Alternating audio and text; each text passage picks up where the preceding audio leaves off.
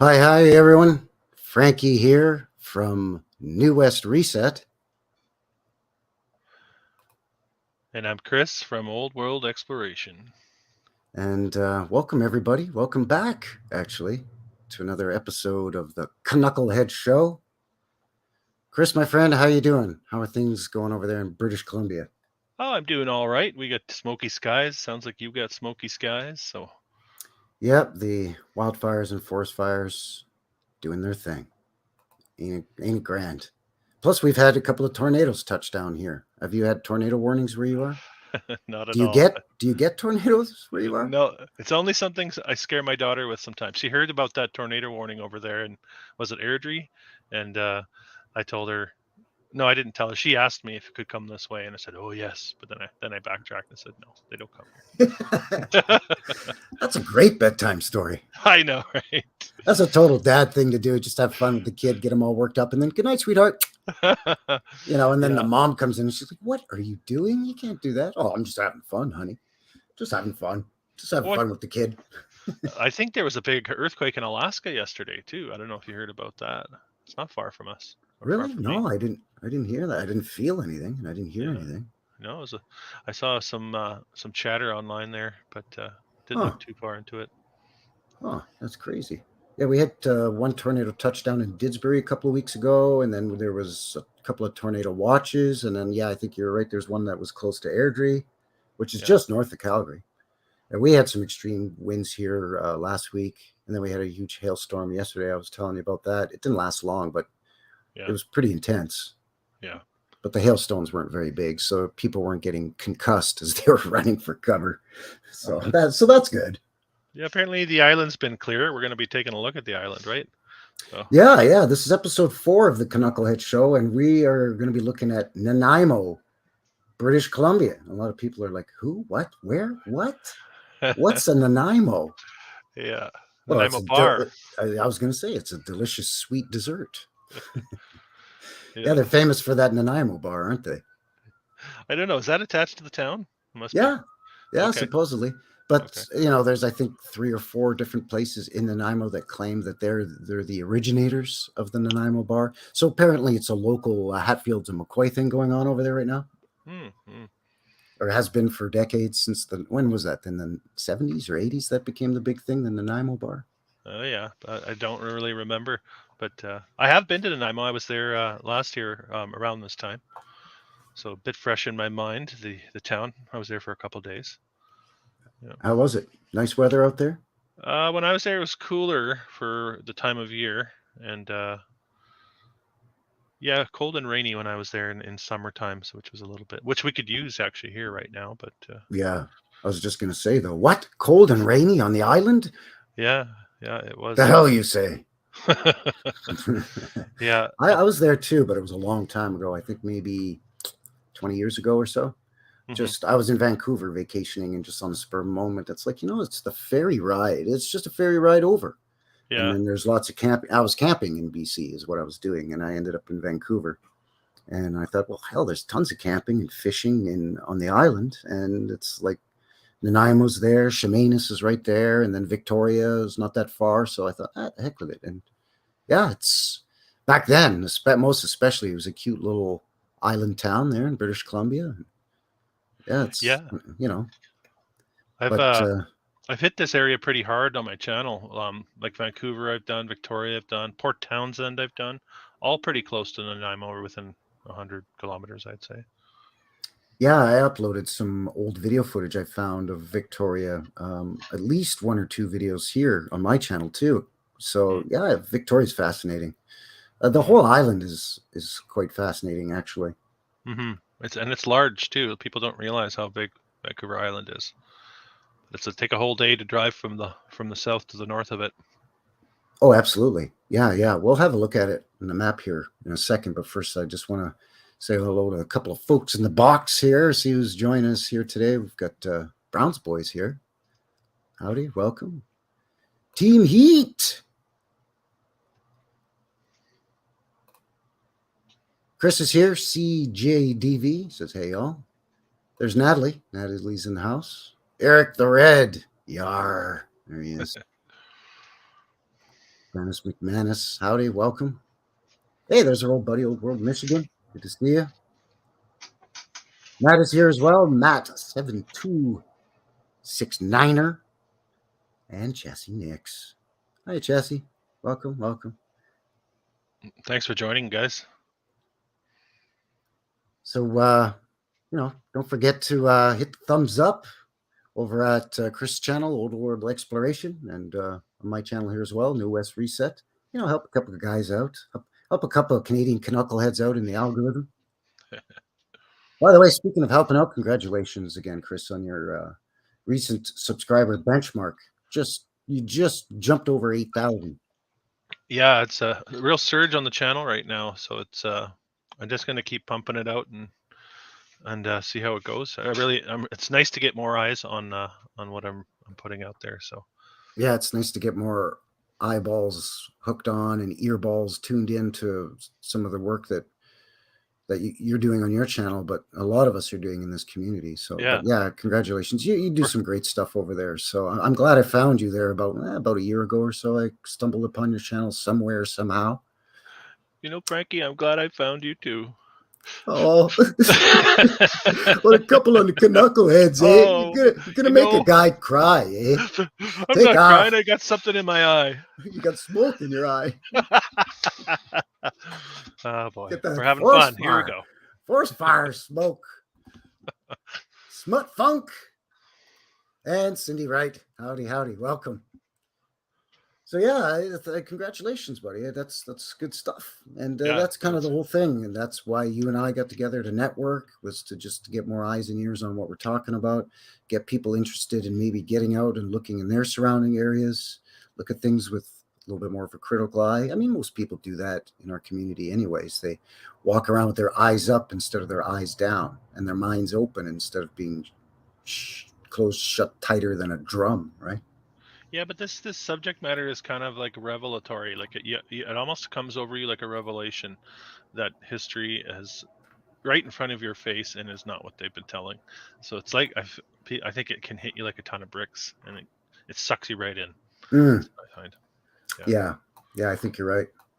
And for a lot of people, it's that jolt is when they have to question their own belief system, it can be a challenge, right? It can definitely be a challenge for people to kind of step back and try to keep an open mind and sort of remain, I guess, neutral, for lack of a better term, and just be receptive to like, okay, well, hold on a second here.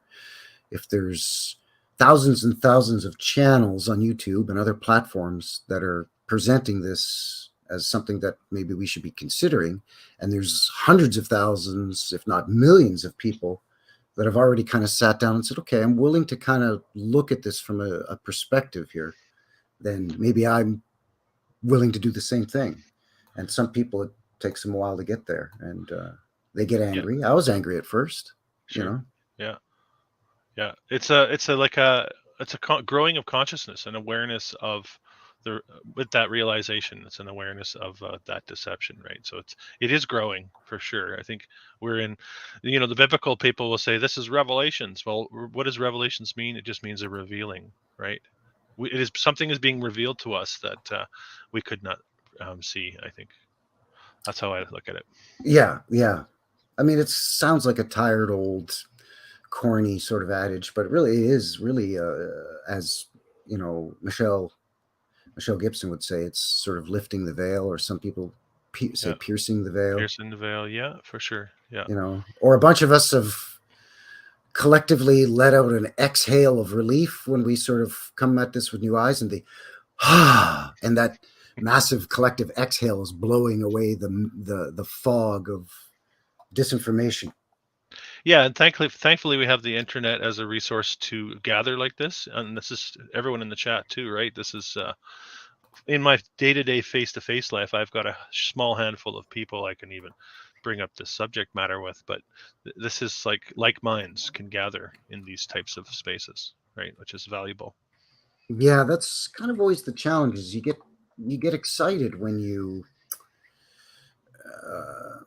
I don't know, when you sort of start to become awake to these ideas, Oh and yeah, yeah, you yeah. want to share it with your loved ones, the people that are closest to you, most especially, right? And just, I guess, just like everybody else out there, some are more receptive than others, and sometimes it can fall on deaf ears, or sometimes you can get even a sort of a hostile response from your family members. So yeah, sometimes you do have to sort of stretch out your feelers, if you will, and make those connections sort of outside of your immediate circle of influence. And that's why being online is a good thing. And there's good and bad to everything. There's good and bad to Google. There's good and bad to YouTube. There's good and bad to a lot of what we use as tools in this research. So you just got to try to use the good as best as you can, and try to sidestep or navigate the minefield of the bad, right? Yeah, and sometimes you can become hostile when that hostility arises, and you don't want that, because then your point is lost. You can't really get any of your point across, and it just becomes an emotional conflict. So Yeah. it's easier, I Or it think. becomes a battle of egos, and then Yeah. the research or the investigation into this subject matter goes on the back burner, and it's like, well, yeah, but this is kind of the crux of the whole thing to begin with. So now And then we've diluted and diverted ourselves and distracted ourselves. yeah, then the family dramas take over, and then it's game over. Yeah, because then it's that thing that you said after too many glasses of wine that one Thanksgiving 12 years ago to your Auntie Sylvia that she still hasn't forgiven you for. And you're like, wait, what does that have to do with a cataclysm and a reset? You're totally on point with that. It's perfect. You're right. Yeah. So we have to keep it calm, and we have each other to bounce ideas off, and it's really important. And that's why the lives are so important too. You and I are bouncing ideas off of each other, and we're bouncing ideas off of everyone in the chat who likes to chime in with their 2 cents as well. Absolutely. And I mean, we're not going to, you and I certainly don't agree on everything. And that's because we both freely admit that we don't claim to know. Yeah. These are, speculations. We hypothesize. We come up with theories to try to at least explain what we're seeing through some of the evidence that we present and others have presented. But it's not like you and I see eye to eye on everything. But that's the great thing, is we can talk about the things that we agree on, but we can also talk about the things that we may disagree on, and present each other with new information. And that's kind of what I see in the chat. A lot of my live streams is there's so many different ideas out there to explore. And sort of getting back to what we talked about earlier, just being a little bit more open-minded, and just being, like you said, kind of a little bit more relaxed and casual about it, and not take everything quite, we don't mean to insult anybody. For example, if we talk about a certain area or a building, like maybe this is a church that somebody who's a viewer or is watching or listening in, maybe it's a church they got married into their beautiful wife 50 years ago, and here we are questioning the narrative of the story of this church. And some people, they hold on to these things near and dear to their hearts, and so it's not meant out of any kind of disrespect, and it's not meant out of flapping our gums and being a bunch of blowhard egomaniacs. It's just about presenting and sharing ideas with each other, and sharing it with all of you guys. So all of your support is really greatly appreciated. I couldn't have said it better myself, Ricky. So let's, what do you say we have a look at Nanaimo, British Columbia, and a couple of other things associated or close to Nanaimo. But I think what we would do first maybe is just quickly show the fine folks here sort of the area that we're talking about on the map of where we are over in here in Canada, eh? So let me just give this the flip-de-doo. So obviously British Columbia here. So on the west coast, we have Vancouver Island. And there's a bunch of beautiful island cities and towns here. Of course, Victoria is the capital of British Columbia. But you can take a ferry directly from multiple points, but I think mostly North Vancouver, and basically the ferry takes you right here to this strange little port town of Nanaimo, British Columbia. And the first thing that I noticed when on our last stream, when we talked about we were going to do Nanaimo next, kind of the first thing I looked into was I just kind of used the old goggle machine on the maps here just to check it out from above. And I showed you this real quick before we went live, or we looked at it anyway. think I showed you a photo, but either way, we both noticed this fanning out design of what is still considered the old part of the city, close to the port. And then it reaches a certain point, and then it just goes into that familiar old grid pattern that we see everywhere. But this part of the city, the older part of the city here, there's this beautiful sort of old world radiating arms that come out. Yeah, definitely looks like two different developments. One is a sprawl, and one looks like it's been there and intentionally laid out that way. Obviously, intentionally to a central point. Looks like it's leading to, right? All those lines. Yeah, all of these leading into the port, this sort of port area, you know. And I was kind of throwing around the theory that perhaps, like before we went live, that perhaps there was a cataclysm that destroyed a major portion of the city, but this older portion, being perhaps closer to the water, was protected or spared or didn't get destroyed by whatever the cataclysm was. So then when they came back and found and rediscovered this old world city, they were able to repair a lot and reuse a lot of what's in the old town here, this sort of fan shape, but they couldn't salvage any of this. So they just basically did a grid pattern and built on top of the old ruins. So I don't know what people think in the chat about that, but it's kind of something that we were kicking around. Hey, JJ. So yeah, I found that pretty neat, because Vancouver isn't shaped like that, or doesn't have that fan in it. And as far as I know, Victoria doesn't either. No, very intentional layout of the like you said, it's similar to what you see in many European cities, even actually a lot of what I'm seeing now in places, well, of course, Washington, D.C., but a lot of the Midwestern and Eastern cities of the States have that very intentional layouts. Indianapolis comes to mind, a very intentional layout. Yeah, like for me, when I first saw that, I thought, geez, Paris does that. London does that. Old Londinium. Yeah. Like, some of the old, I think Rome does that, or parts of old Rome did do that at one point. So it's like, wow, and here we are in little old Nanaimo, of population of, I don't know, between 50 and 100,000, I think. Something like that. Wikipedia is telling us 99,000, so that must be quite the sprawl. And it is much more sprawled than it was 15 years ago, for sure. Yeah, and much more than when I was there. I must have that 30,000 number stuck in my head from maybe when I was there. When was a couple of decades ago, for sure. Yeah, that makes sense. So that number probably encompasses a lot of the outlining suburbs, or maybe former little municipalities that have been annexed over the years. So yeah, that is some pretty big sprawl and growth. That's some pretty big growth. So I don't know. Do you want me to share my file of photos that I found first, and then we'll kind of take a bit of a break? And then you said you found bunch of good stuff too, right? I have some. I don't have a lot, but you start us off and educate me on Nanaimo a little bit.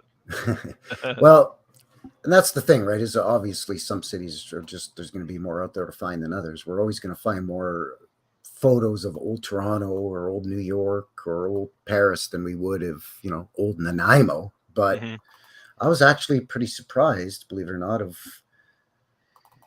not so much the number of pictures of old buildings, because let's face it, we're not going to be showing you literally 100 different old buildings here, folks. Not a town of this size. But I was surprised of the number of buildings, or old photos of old buildings, that I found. I've got about 24 of just Nanaimo. Yeah. And I found some cool old stuff on there. They had their own railroad out there, so I thought that was really neat. Yeah, cool. Let's check it out. The first bragging point, after Nanaimo bars, so I guess the second bragging point about Nanaimo is their Bastion, which is an old tower that was built by the Hudson's Bay Company to defend the port, because there was a constant battle between England, which, Canada was under the protection of England at the time. There's always a constant battle between England and the United States for this area. So the Hudson's Bay Company, of course, built a fort with a bastion, like a wooden sort of a turret kind of a thing with cannons in it to protect their investment out there. Oh yeah, yeah. So, and this is still their pride and joy. It's pretty much right in the center of downtown. It's a big tourist attraction now. They've, taken the cannons out, and they've done some repair work over the years, but essentially it looks exactly like this. Mm-hmm. And I kind of thought it was funny looking that you have it's a wooden structure. Yeah. But you have some wood here, but then you have some stone here and stone here, but then above that there's more wood. Mm-hmm. So is it a wooden foundation because this isn't, or is it a stone foundation because this isn't stone and this side here isn't stone? Well, I was just gonna say it reminds me of the old false front buildings that we see in your classic old Western towns, and it makes me wonder if the false front was made of wood to hide possibly a brick building behind it. Yeah, could it be a stone tower and they slapped up some wooden boards, and like the Hudson's Bay Company hired a bunch of goons to slap some boards up and say, yeah, we just built this bastion to protect the... It certainly looks like cladding over. It's like roughly because the shape of it is fantastic, but the cladding is rough looking for sure. What they've done to it. Yeah, the shape is magnificent. Yeah. It's 8-sided, right? It's octagonal. Mm-hmm. The jut out on it here is exquisite. The roof, the octagonal cone roof on it is really neat. Mm-hmm. But yeah, this was just kind of weird and hanky to me. So yeah, that's definitely a possibility because you're right. The workmanship doesn't match the design of the structure. Yeah, I think is what you're saying. They put the pig on the lipstick rather than the lipstick on the pig. Exactly. But I mean, these guys must have built it because there's their horse and their buggy right there. So, and these guys are all just standing around posing for what? I don't know. But so that's posers, it's got to lend an air of legitimacy. Here's a bit of a better shot. Yeah, that's really good actually compared to... That's stone, no question about it. That's stone. Like this is definitely stone, right? And maybe there looks like there might be some stone in underneath this because why is this cutout here? And then it looks like there's bars across it. Very interesting. Yeah. So maybe that's stone in behind that too. I don't know. But they've got all the shutters closed on this. You can see they've got like a little pulley system where they just pull it and this flips open and then they roll the cannon out and kablamo. Yeah. Now, I could see why they would have cannons pointing this way if you want to buy into the whole cannon narrative. But why are cannons pointing into Nanaimo itself, too? Are you protecting Nanaimo from Nanaimoites, Nanaimoans, Nanaimo citizens? Oh, you're digging too deep into it, Frankie. You're digging too deep into it. Yeah, I guess you're right. Shut up. Nothing to see here. Hey, kids, do you like elephants? There's an elephant in Nanaimo. Wow. This is actually the Ringling Brothers and Barnum and Bailey Circus, the parade, but this is just the tail end of the parade. Where they've got the elephant riding through town. So when the circus would come into town here in Canada, they would come by rail. So what they did here for Nanaimo was they came by rail to the ferry, and then they unloaded onto the ferry. And then when the ferry docked in Nanaimo, the parade or the circus parades through town until they go to the outskirts and they set up the circus. Even when I was a kid, I remember there was 2 circuses that would come to Montreal when I was a kid. I live in Calgary now, but I grew up in Montreal. Yeah. There was the Shriner Circus, which you and I talked about, because we're always making fun of the Freemasons. And there's nothing wrong with that, people. Always make fun of the Freemasons. Whatever chance you get, do it. If you can't laugh at yourself, I mean, come on, guys. Freemasons. Yeah, lighten up, Freemasons. Jeez. If we say it enough times, we'll get the warning on the what is it? The YouTube warning about the Freemasons. Yeah, no kidding. Or YouTube they're protecting the Freemasons. They'll just be like, they're talking about the Masons again. Pull their plug over there at the CANUCKLEHEADS show. Yeah. Those guys are being knobs again. Hey, get them out of there. Yeah, exactly. But yeah, we had 2 circuses. We had the Shrine Circus, and then we had the Ringling Brothers Barnum and Bailey Circus. And that's what this was the Ringling Brothers Barnum and Bailey Circus. Yeah. And yes, P.T. Barnum. So I thought, well, that's cute. And the kids are right there, and you got a dog you don't normally see, and you get 2 dogs, and then 3 dogs. You don't see a lot of dogs in these old photos.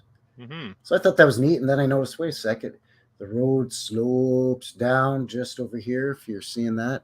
Yeah, So way you have down. window, window, window, door, because it slopes so far down that they have to stop putting in windows and put in a door instead.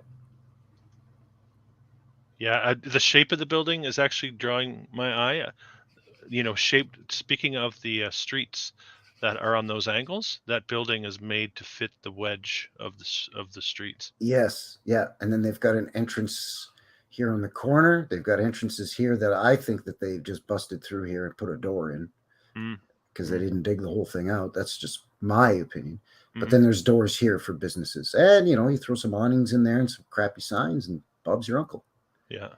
And, your shitty dirt roads, but you've got all these beautiful buildings. Yeah. And this is the photo that I showed you. So this is an old city map, bird's eye, of Nanaimo. I think this is 1891. Yes, there it is, 1891. Mm-hmm. Population of Nanaimo in the 1890s was under 1,000, I think, if I remember correctly. Yeah, it's Wikipedia not giving very clear picture on that, so I don't know where else to. But they're calling it a city here, but it actually wasn't a city in 1891. It was just a town. But yeah, there's another nice look at that fanning out, and then right here, just boom. Now we're gonna make this crappy grid work. So I think from this point onward, they just covered up what was too badly destroyed in Cataclysm of some sort, maybe. So some of this is what you would expect to see for a small Canadian town on an island, right? Some nice wood frame homes, 1-2 stories, cobblestone or dirt, not cobblestone, but gravel or dirt roads. Mm-hmm. But then there's the narrative that, well, it's a huge major port and it was important, and there was a lot of battles between the British and the Americans. So then you turn the camera around and you're like, oh, okay, now I see. You've got these massive old stone churches and buildings here. Oh, there's a nice one. Yeah. Are those stone buildings? No. Yeah, they have chimneys. This is stone and stone. Wow. Well, masonry, either brick or stone, but this looks too large to be bricks. It pixelates if I zoom in a little too much. It feels like stone to me. Yeah. But I think this stone, and this looks stone too. Mm-hmm. Yeah, these are probably wood. Wood homes. You probably have stone or brick chimneys, but yeah. And then you go a little further into town, and then you start to see, oh, yeah, big stone 3-4 story buildings, brick buildings. And again, you see these streets sloping down. So you're getting different levels and different doors coming in at different levels. You've got doors here, and then windows, and then sort of semi-buried windows, and then no windows. Mm-hmm. And there's entire blocks of the city that are like this. Here you got a nice sidewalk, though. You got your dirt roads, even when at this point you got jalopies and you still have dirt roads, but you got some sidewalks and some nice centerpieces for your town and churches. What's going on out in front of the building on the left side there? Is that just a lawn, or is that something going down? If you go up a bit more, here, right there, yeah. Is that a lawn, like a grass area? I don't know what that is. That looks like it goes down to me. It looks like it's going down to me, yeah. That's what I thought it was, like a basement entrance or something. It looks like the sidewalk here comes around. And the sidewalks are very hinky-jinky. Like, they built the sidewalk here, then this must go down because they had to build the sidewalk around it. Yeah, interesting.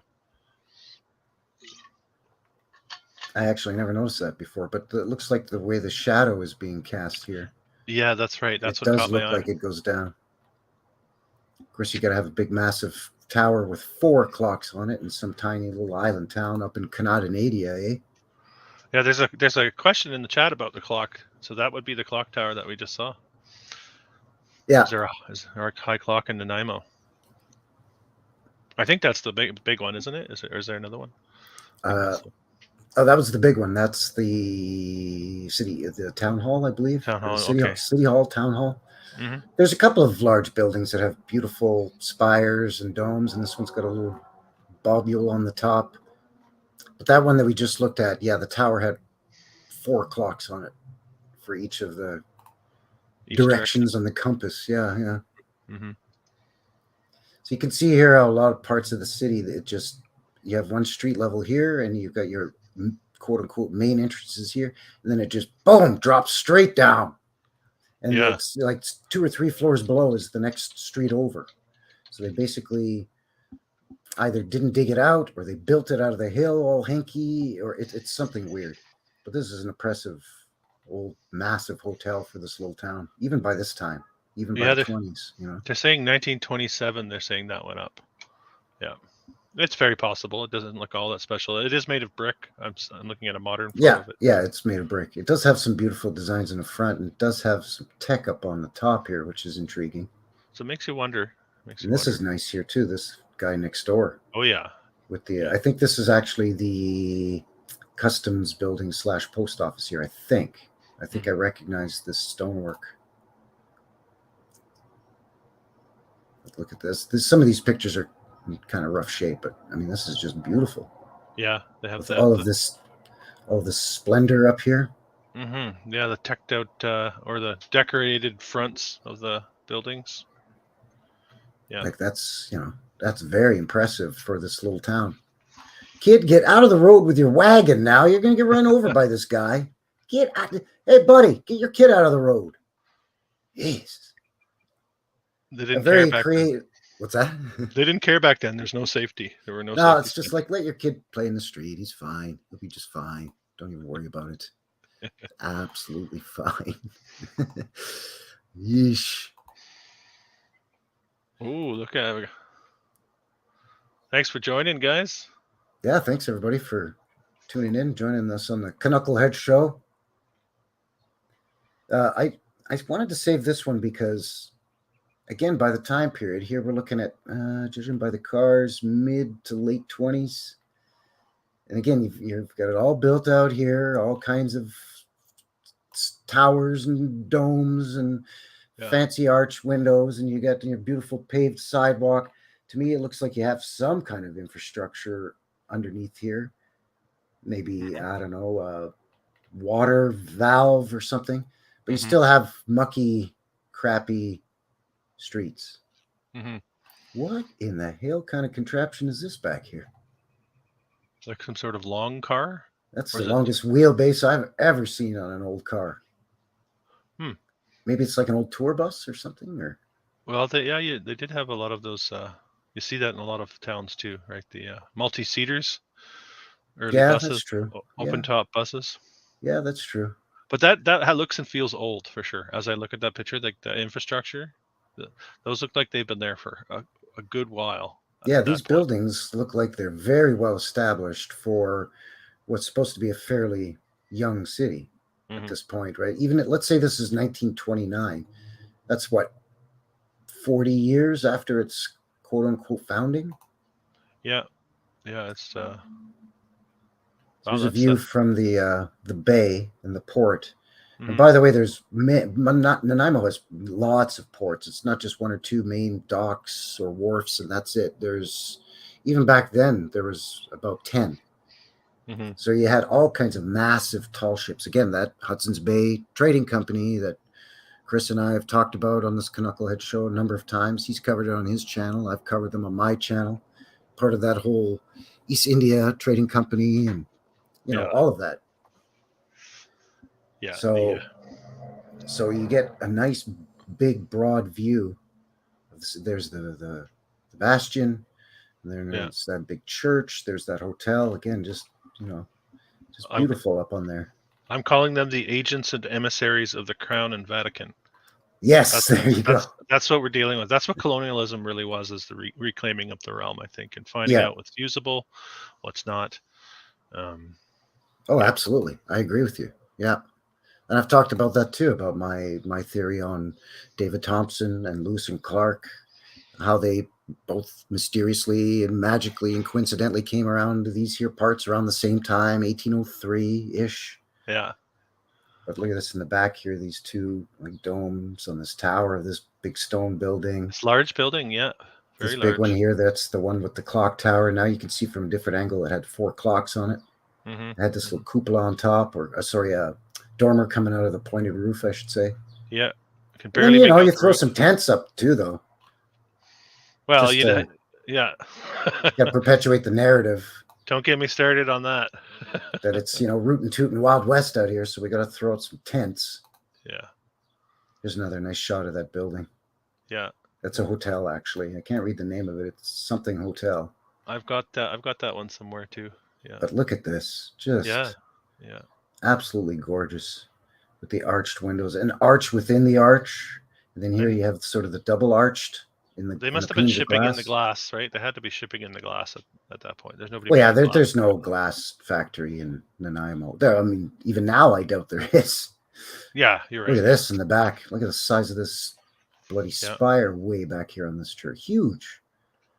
Like a big 3-story church up here. If you look at it compared to this horse buggy parked here. Quite the steeple, yeah. Big building. Here you got wooden sidewalks, so they haven't poured the concrete yet, but you still have your crappy dirt roads. Mm-hmm. Interesting. This I love the arches here, and then this building's got the squared off with this sort of architectural detail over top of the windows. Nice contrast to one another. Yeah, a lot of brick too, right? All down here as well. That I don't know. I actually didn't even look into whether they had a brick yard here or not. Yeah. I mean, with it being a port city, I mean, they could easily explain away, it just comes in by ship like twice a day from the mainland, Yeah. There's King George V there. Got to hang the British monarch, Canada being part of the Are you sure that's not Tsar Nicholas? They look identical. Well, they're cousins anyway, so could be. Maybe this is Nick, and maybe this is Georgie boy. They were pulling the switch on people. Yeah. Look at this bank in Nanaimo. Yeah. It's always amazing. The CIBCs, right? It always seems to be the Canadian Imperial Bank of Commerce that are the most impressive of the big four, right? The TD Bank, Bank of Montreal, Bank of Nova Scotia, and CIBC. Yeah, the that symbol on the top there too, I think is the medical, like the caduceus symbol. It does look like that. Yeah, I have a modern day photo I just found actually, and that's what it is. So I think it's the same as it was then. What's that doing on a bank? Bit odd, don't you think? Well, I did a boots on the ground video here where I walked up old historic 2nd Street Southwest here earlier in the summer. And there's an old bank there that I took some video footage of that's now it was a clothing store, and now it's a restaurant, I think. But it used to be a bank, and it has that symbol on it as well. And I remember remarking in my video, like, doesn't that have to do with the medical community? Why is that on a bank? It's interesting, yeah. There's that Windsor Hotel again. It's beautiful. Mm-hmm. And look at this here again. Yeah. What do you need that on there for? What is it? What purpose is that? It looks cool. Looks great. Yeah, but you think any of these bozos walking around here are going to take? Do you think this lady, who's busy pushing her pram or stroller or carriage or whatever this is, has got time to stop, move it aside, step out into the road in traffic like that kid with his wagon, to look up and see that and go, "Oh, that's lovely," and then get back on her merry way? They can take pride in their community. Oh, that's what it is. Thanks for reminding me. I forgot. Yeah. It's just another shot of that bank from a different angle. This is from an old glass negative. As you can tell, it's been broken. You can see the caduceus right there above the door. Yeah. Above and right above. The door. There too. Yeah, both on the crest and here. And it's still there. I'm looking at a modern photo. They still have it there too. So these are ones that they've forgotten to scrub. They changed the name. The modern day is the Great National, and I can't read the last word. So that the bank wording has been changed. Yeah. The other thing I'm noticing, by the way, is there's an awful lot of hotels for this little town, isn't there? Yeah. Like there's like 4 of them in a 4 or 5 square block downtown here. Mm-hmm. That's true. Yeah. There's another one, Royal Hotel. Interesting. Is that bell tower? A little bell tower? I think this is the old fire hall, because this is the old fire department for Nanaimo. Mm-hmm. An awful lot of dudes for that small town. I'm assuming it's on a volunteer basis. Yeah. Interesting. Because even if every building downtown caught on fire, you would still be able to put 2 men on each building. That's how many firefighters are in this little town. Yeah. Yeah, you're right. That's a lot. That's a lot. Everybody got in for the picture, maybe. Posing with their hands on their hips and stuff. Maybe if there's like a police photograph the next day, it's the same guys, but just in a different outfit. Just, yeah, we're different. All right, guys, put your cop uniforms on, eh? We got to take a picture of the Northwest Mounted Police now. But you could almost make buddy. the case for it. Even somebody defending that narrative could almost make the case for it, saying, well, they had to serve on both the police department and the fire department. They were also in the city council, and yeah, well, like, that's just how it was back then. That's true. That's what they say. You're right. Yeah, right. This is this is just so fancy too, with the veranda and that, and this is looks to me like this is probably wood, these spindles, but still that's going to be turned on a lathe. Back then that would have been a hand turned lathe. All of this sort of ether fencing up here, this that's that same building that you said sort of cut pie shape. Yeah. That's just, I just thought it was a neat shot with all these fire. Where's your horses though? You're not going to let your horses into the photo, boys? You got to take pride in your horses that are going to pull all this equipment. If it wasn't for the horses, you guys wouldn't be able to put out any fires. No horses, I guess. I just looking at Burn Eye's comment there, and I did check. I checked out the short clip that you uploaded yesterday, Burn Eye, from the pyramid and the circular stones. I just wanted to highlight that as well. So I'm interested to see what else you found out there. Yeah, Medicine Hat's pretty amazing. The whole Badlands that kind of cuts diagonally across Alberta from roughly Red Deer or Stettler-ish right down to the Hat where Bernie is just incredible. And then, of course, it goes all the way down into the U.S. as well. Mm-hmm. It's so mysterious there. I just did a live stream on Friday of Drumheller, and it's just mind-boggling. It looks like a miniature Grand Canyon. It's the same sort of look to it. It looks like it's just been blasted out or melted out or plasma electroplasma zapped, or I don't know. It just looks crazy.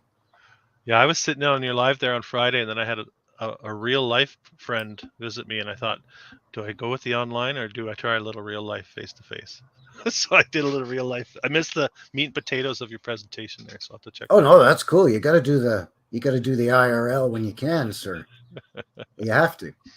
Yeah. Imagine this view, right, as you're sailing into the bay or the harbor, and you're just going to moor up, and you just see these beautiful old stone structures with all of these domes and stuff on it. It's be like, wow.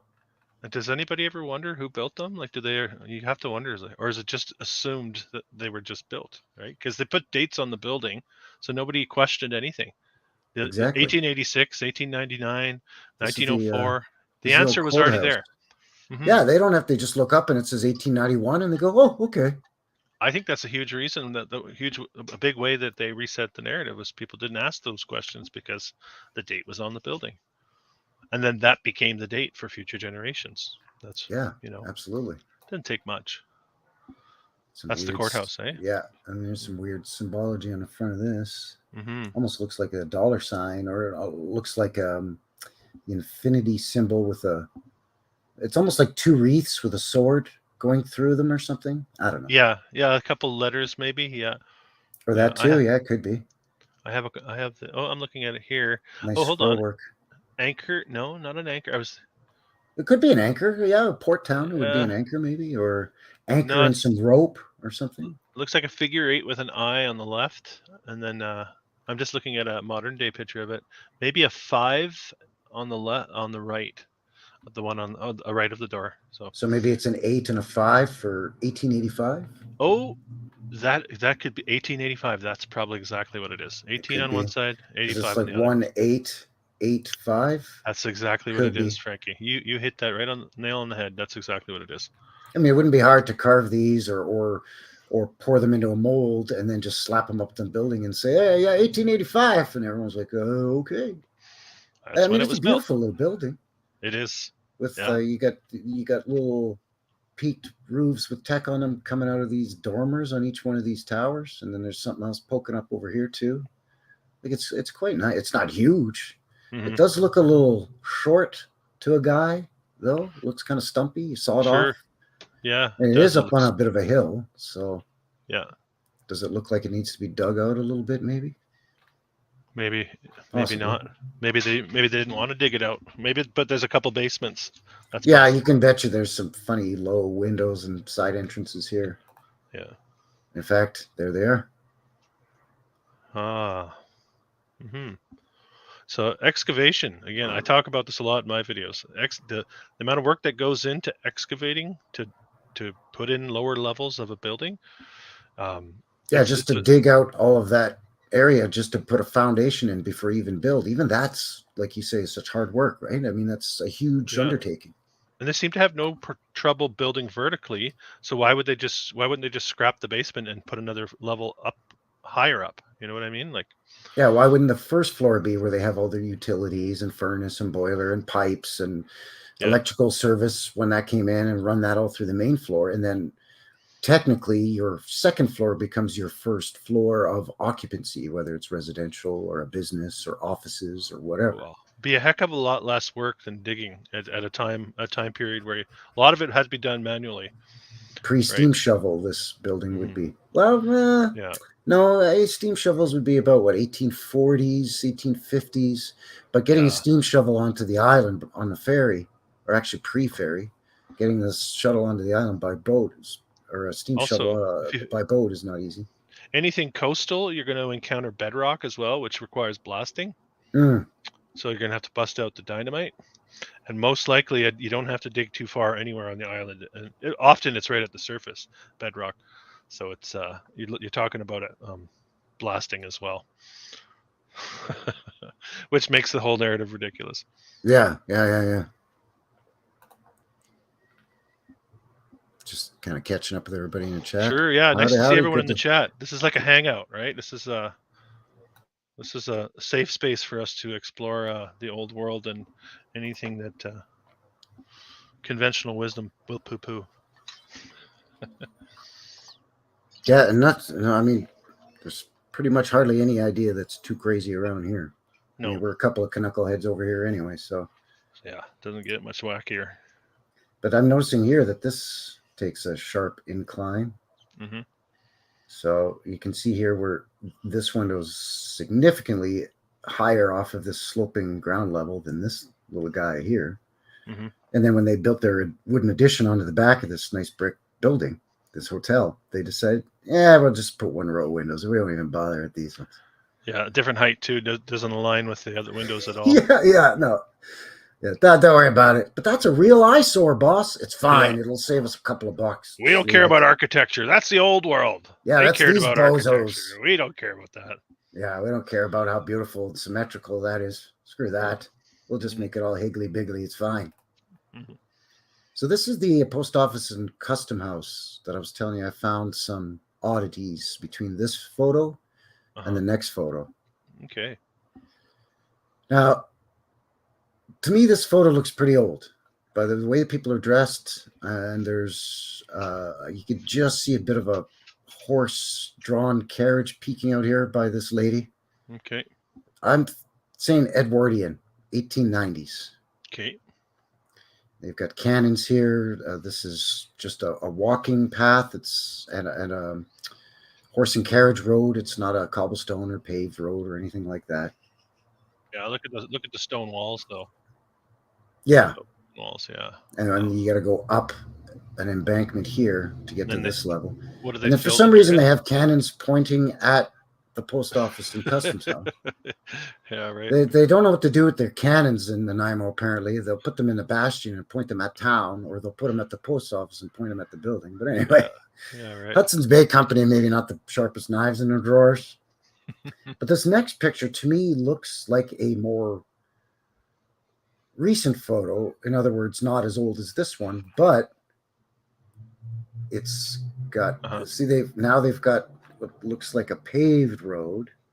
Still has the stone wall here. Some of this maybe has been changed. And I have to kind of flip back and forth and see, is this the same building? And yeah, it's the same building. But to me, this looks slightly more recent.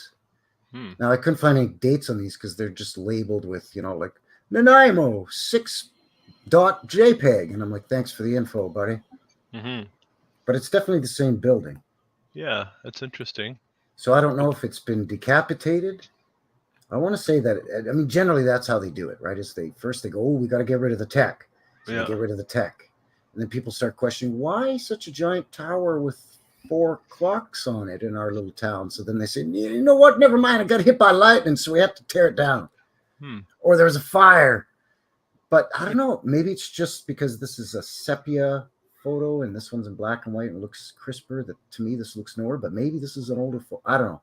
Well, that's what it looks like now. Is that not what it looks like now with that clock? Or I think this is what it looks like now. Yeah. Because all the other pictures that we were looking at that have the clock tower in them, it's that same clock tower. This one right here. That's the building? Yeah, it's this one right here. Look how big it is on the backside, eh? Going down toward the water. It's got a whole other floor to it. Okay, well then what would this, how old would this photo be? You know, like that's the thing is, unfortunately, they're very vague with how they were labeling their photos. Yeah, interesting.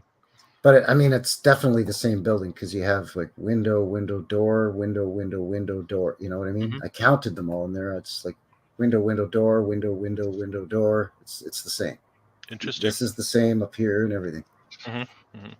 So I think maybe the sepia is fooling me, and this is actually no. That's no. I was going to say this is newer, but it's not because it has the tower in newer photos. Yeah. You see what they do to us, people? You see what they do? Yeah. It's like I don't know. It's like. Doesn't anyone notice this? I feel like I'm taking crazy pills. Yeah, pretty much. A couple more here in my file, and I'll wrap it up. This is the local newspaper, Nanaimo Free Press. Just some beautiful detail here along the front with the brickwork, and then just all of this nice detail. Again, it's not a massive structure, but spared no expense when it comes to just the beautifying of it.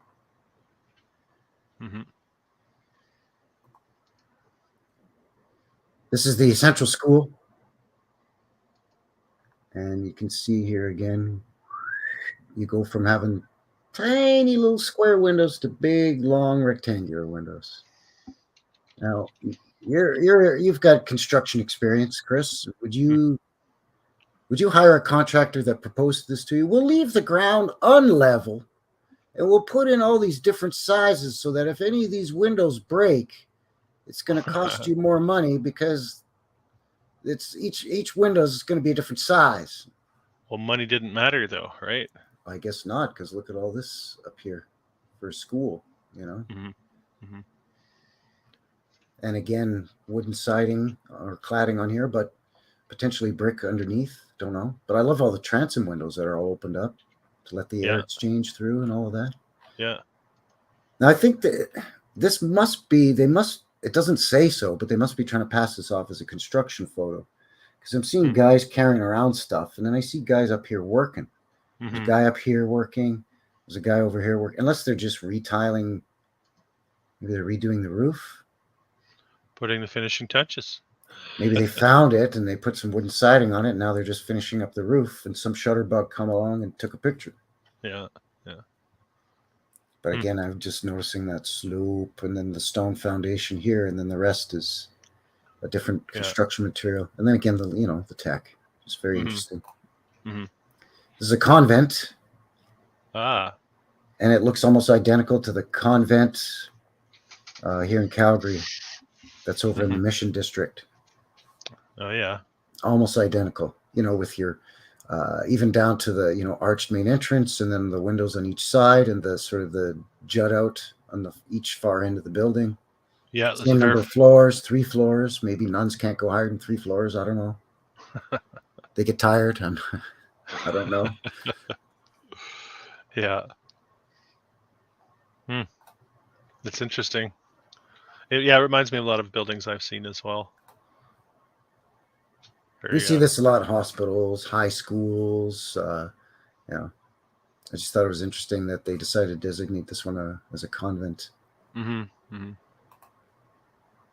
here's that building that we both like so much. One more shot of it.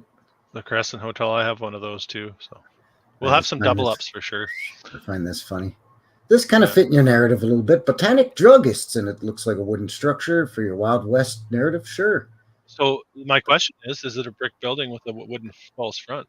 Is that what the false front really means? It could very well be. Could be. You know what's a dead giveaway that I find when I see, because we still have buildings like this in Calgary, by the way.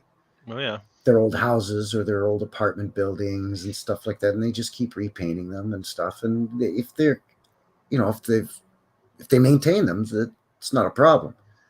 But if I find if the window goes in really deep, then it's a brick building that's got wooden cladding over it. If the window, like if the walls don't look really thick, then it might be a wooden frame. Yeah. I hear what you're saying. Sorry. Yeah, if the walls are thick, it's brick, and if it's thick, it's brick. If it ain't, then it's wood. Is that my last one? Yeah, that was the last one for my file. Okay. Horse and buggy, bicycle. No cars to be seen. So again, not huge, but imagine lugging all the building material up to here on all these crappy, mucky roads. I mean, you yourself said it rains a lot in British Columbia. Well, you live in BC. You know it rains a lot. Vancouver Island, it rains a lot. Yeah, the island's known for it for sure. Yeah. How's everybody in the chat doing? Hey, Dragon Sage is here. Right on. Welcome. Joe Cool in the house as well. Of course, as mentioned, Bernie's popping in for a visit. He's on the road in the Medicine Hat, southern Alberta right now. Miss Nomer's here and Kim Ray. Welcome. Headley Man out in BC. Give a like. Yes, thank you. There's Three Fingers. Jeannie's here too. Yeah, here she is. Kathy's here as well. As mentioned, JJ's here and Our Melted Reality. There's Freya. She's going to try to get us to do an encore maybe. I don't know. I got a little meltage for the end of this one too, by the way. Yeah, see, there you go. Yeah. There you go. Tracy Jones is saying, I found a building. This building was founded in 1890. Nice. So, if you don't mind, I've got some train stuff that I wanted to share real quick. Yep, how better. Because Nanaimo had its own railway.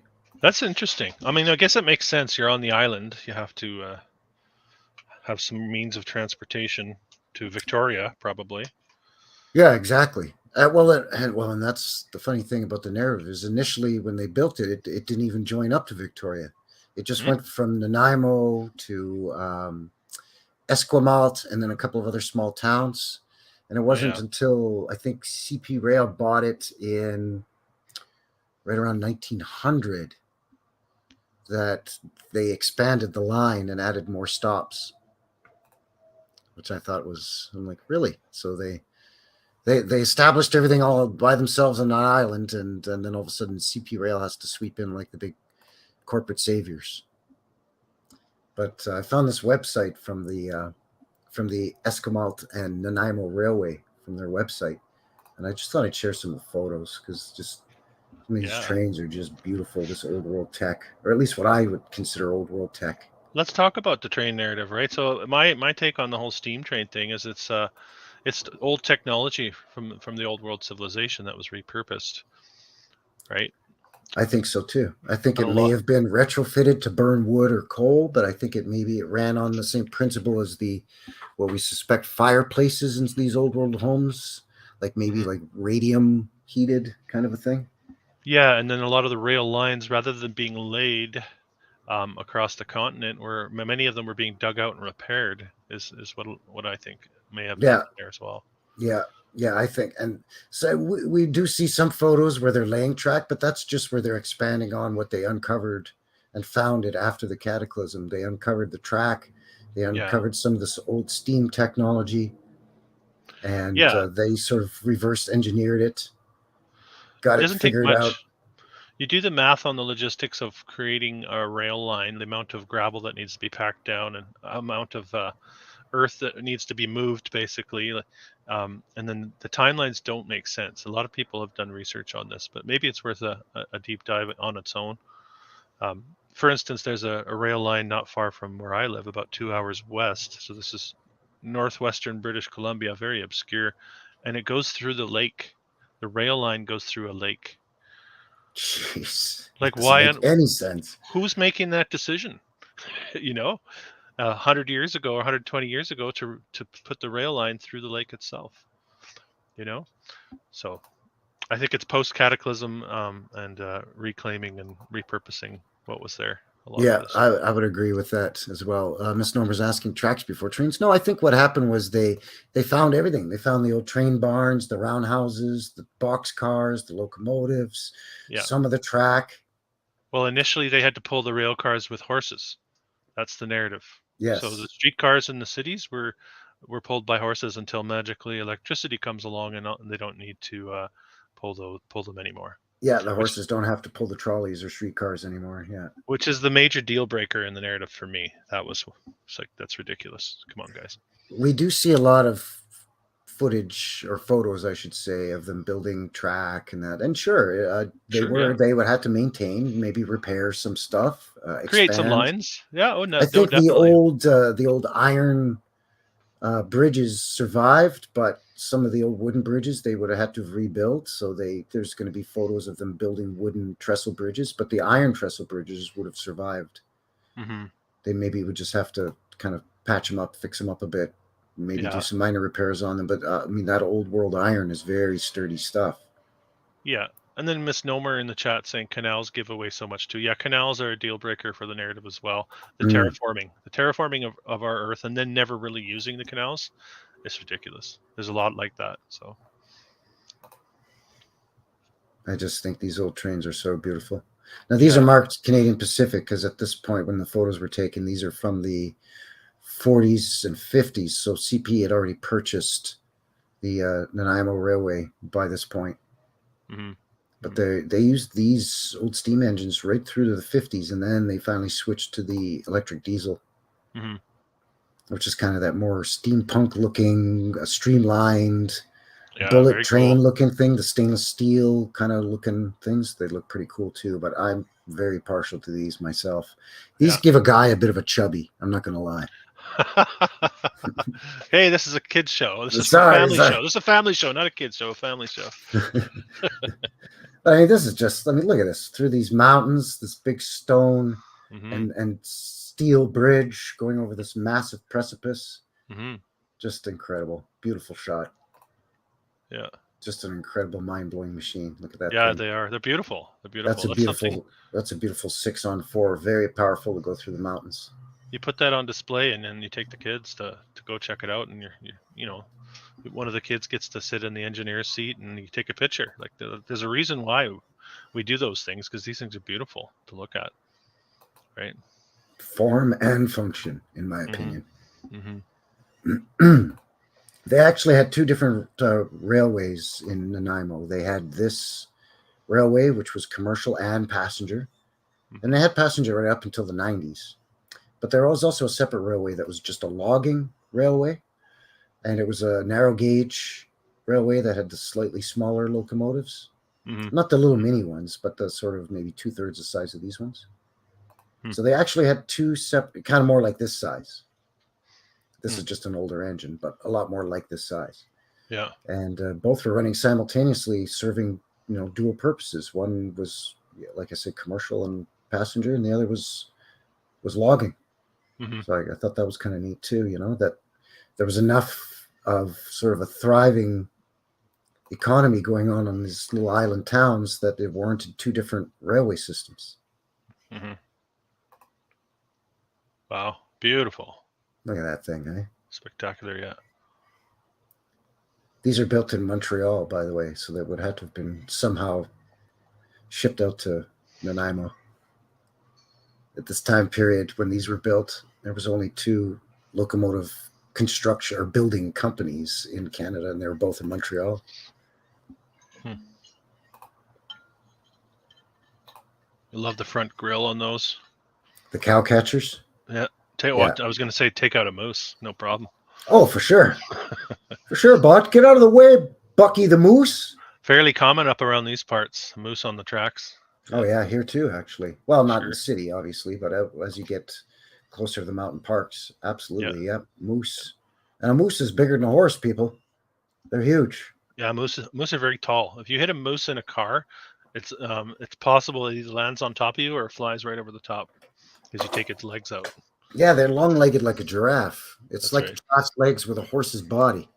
Yeah, it's an interesting animal. I love the old train stations. You can always tell a train station by the roof. It's always got to have some kind of Japanese or Bavarian or Swiss looking. Yeah. You know what I mean? Like that. Every train, especially the CP Rail and Canadian National Rail here in Canada, their train stations always had the same roof line. That's a nice hip roof, we call that. Yeah. It's so funny that, well, we got to build it like that because it's a train station. Yeah. That's not easy to build out in the Rocky serious bridge Island projects. Yeah, no, you're right. Even in, by this time, the 30s, 40s, even still, pretty secluded areas that some of these bridges are going through. And, Nanaimo's got a lot of rivers and creeks and stuff flowing through it. It's not dry like here it is now, like it is here in Alberta. Mm-hmm.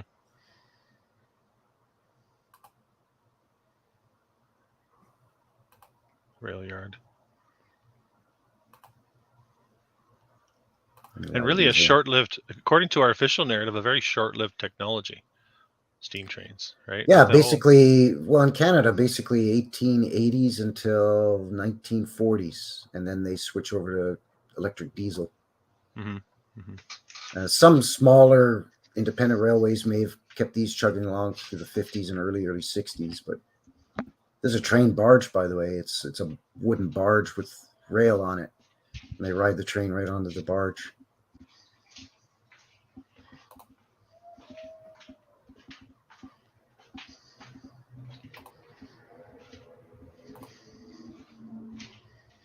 This one looks like it's in a train graveyard now. This one too. Oh, this is your logging railway. There's some big trees on the island, for sure. I'll share a story. I planted trees 20 plus years ago. I was a tree planter. We went onto the island probably 2 hours north of Nanaimo to the west side of the island. Okay, yeah. And we were planting cedar trees, replacing 800-year-old cedars that had been cut down. And I could lay down on the stump and put my shovel up above my head, and I wouldn't be able to touch either side of the stump. So the size of the stump was it was a 6-foot high stump, probably, and about 14 to 16 feet diameter. That's huge. Like, why do you need to cut down one 800-year-old tree that size for? Why don't you cut down like 4 200-year-old trees? Yeah. Oh, and then just plant, 2 for every one you cut down. Yeah. No, it's those are massive trees. Yeah. I mean, I get it. It's forestry's kind of a necessity, and we do have almost endless bounds of wooded area here in Canada. But even still, I mean, you got to cut down the 800-year-old ones? Come on, man. Give me a break. There's way more pictures in here than I thought, but some of these are getting into color now. But so some of these have seen better days, and they've been retired, and these are just pictures of them in there as they waste away. Oh, that is the last one. All right, there we go. That's cool looking. So yeah, beautiful old railroad out there on Vancouver Island, the Nanaimo Railway. So how are we doing for time here, bud? We've been going about an hour, just over an hour. Yeah, I have a lot of double ups from what you showed, but probably a couple that you didn't. And then I'll poke around the Google Maps and show you a couple anomalies that are close to Nanaimo. That's what I got for you. What do you think? What do you say we take a quick little break and then we jump into your file and see what you've got? Are you down with that? Sounds good. Yep. I found some old footage, not really old, but it's from the late 40s, early 50s, I think. I think it's from the early 50s of Nanaimo. And it's in color. And it's home movies, so it's a little bit, the color's a little wonky and it's a little shaky, but it's pretty cool. It shows the old Bastion and a bunch of the old buildings downtown and stuff. So I'll play that. It's just a 2-minute video with some music. Play that, and then we'll kind of jump into the next segment. Sounds good. All right, cool. Let me just pull it up here and see what we got. Yeah, there it is. Let me just get it queued. And again, thanks to everybody for joining us here, especially on a Sunday, or at least for a lot of people, it might be a Sunday. And,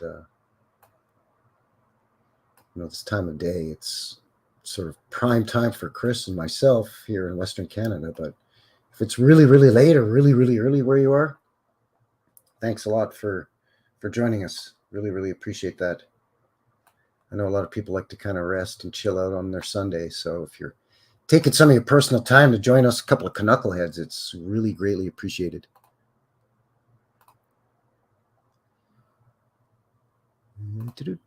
Whoops. Oh, yeah. Here we go. All right, so it's a quick little 2 minutes, and then we shall be right back. Let me just make it a full screen, and here we go. And let me know in the chat, by the way, if the sound is hinky or anything as I hit play on this thing. All right, thanks.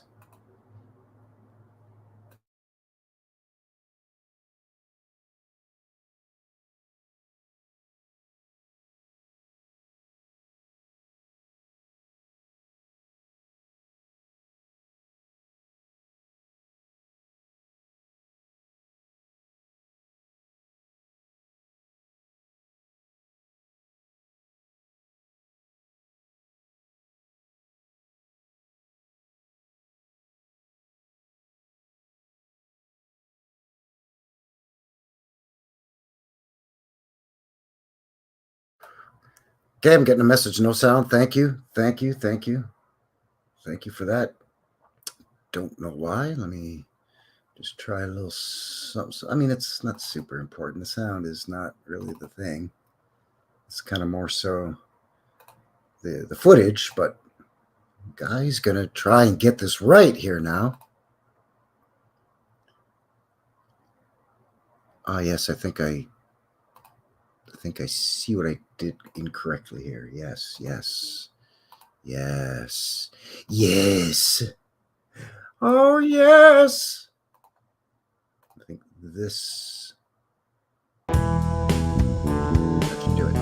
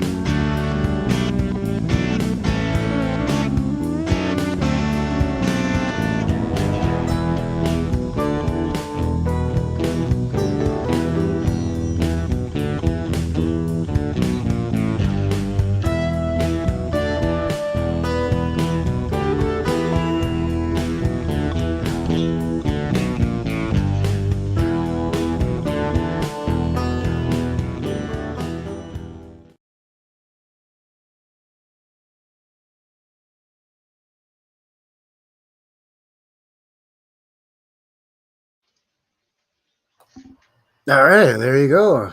Kind of a neat neat little bit of footage there. And Should we tell them, Frankie? Guys, that was me and Frankie jamming, actually. yeah, We didn't want to say anything, but we didn't want to let the cat out of the bag. yeah. That was me on the drums, eh? Yeah, that was I was playing some lead, and then we had the dog playing a little bass. Yeah, the dog's a hell of a bass player, especially if you don't trim his nails too much. Yeah, you can really pluck him. You can slap the bass. You play any music? Do you play any instruments, Frank? I do. I play drums and I play harmonica. Well, look at that, and I play guitar. There you go. Maybe we told you that was us. You bunch of hosers. Yeah. Just saying hi to got a bunch of new people popping into the chat, jumping in and out of the box. Welcome. Thanks for shooting in and joining us here for the Knucklehead Show. Myself, Frankie from New West Reset Channel, and our friend Chris from Old World Exploration. Thanks for being here, guys. Cool to have a hangout. Where's Cynthia? There she is. No, I missed her. Where are you, Cynthia? You jumping around. There you are. Howdy. Welcome. Oh yeah, Bernie. They're saying Bernie posted a link he would like us to play. This isn't a bad time for a little segue. We were going to touch on Medicine Hat anyway. That was a promise we made on our last show that you forgot, Frankie. I did forget. It's my fault, eh? But maybe we can throw in a video that Bernie's been that he shared in the chat, and that'll be our Medicine Hat contribution as promised. Oh, he's got writing on Stone Provincial Park in there. Yeah, we should do that. I assume that's close to Medicine Hat. Maybe you could provide a little backing on that. Yeah, that's it's just outside of Medicine Hat. I mean, it's obviously not right in the town of Medicine Hat, but yeah, it's right in Medicine Hat. Let me just hold on here. What's this? We don't need that there. There we go. We might need a visual on where Medicine Hat is too for many of the viewers. Yeah, if you that's don't a mind. good idea. Let's pull up the goggle maps and have a peekaboo at where the hat is. We just call it the hat, eh? A guy will just call it the hat. It's so much easier, eh? 200K is kind of close in Canada, hey? Bernie? So, here we are, Alberta, which is Western Canada. So Medicine Hat is down in here, southeastern Alberta. There's Lethbridge is here. And where's the hat? It's over there. It's more easterly. There it is, right here. And the area that Bernie has been exploring is kind of the surrounding area. This is all known as the Badlands here. I covered this in my Drumheller video. The Badlands basically go from Stettler, or basically Red Deer, kind of diagonally in an southeastern sort of a line down through Alberta, and then down into Montana and Wyoming. Are you sharing the map, Frankie? I'm not sharing the map, am I? Only with yourself. You're being very selfish, sir. Thanks for that. There we go. It's amateur hour here, people. All right, sorry. Here we go. So here's Alberta, and Bernie's down in Medicine Hat, but he's exploring this area around here. Sorry about that. And the Badlands, what I was mentioning, basically goes diagonally from Red Deer here, southeasterly down into the U.S., down into Montana and Wyoming and Utah. Just real quickly, can we see Bernie's picture if you zoom in? Is that something we can see on Google Maps, the face? We should be able to. I'm just not exactly sure precisely where it is. Guys, if you see Crypto Alchemist in the chat there, and he's got a picture of what looks like a face. It looks like the profile of a quote-unquote Indian chief's face. Mm-hmm. It's in this area here somewhere. Okay, no worries. I don't want to put you on the spot. I just wanted to. Well, it's the reason is there's a couple of them in here. There's like an old man or what looks like a Viking face here, and a profile here. Huh. But yeah, Bernie's is in and around here somewhere. But this is the area that he's been exploring. He's down there for a few days. Where is the dang thing now? Anyway, yeah, it's in this area. But yeah, if you see Bernie's avatar. Crypto Alchemist is under that name. Yeah, Crypto Alchemist. There it is. So you could see his avatar there. That profile, it looks like the feathered headdress on a indigenous First Nations, Native Indian, American Indian, Canadian, Aboriginal, we like Canadian to say Aboriginal. around here. We use different terms, but it's same. I think American Indian is still fairly acceptable in the U.S. In Canada, Not so Native much. or Aboriginal or First Nations. First Nations is First kind Nations is that's the flavor of the month right now. Yeah. Because personally, natives refer to themselves as natives, and they're not that fussy about. Yeah. As long as you don't call them anything derogatory, they're super chill. Yeah. At least the ones that I know that are around here. Yeah. So yeah, Bernie's got something to show. So let me let's see what he's got. Writing on Stone Provincial Park, which is in the Medicine Hat. So yeah, let me just play that. All right. We have arrived at Writing on Stone Provincial Park, but it is also a UNESCO site, and my gosh, is it not disappointing? As you can now see, some hoodoos, the Milk River filled with these badland. Yeah, look at these hoodoos here. Just like in Drumheller. Incredible. Hoodoos covered in petroglyphs.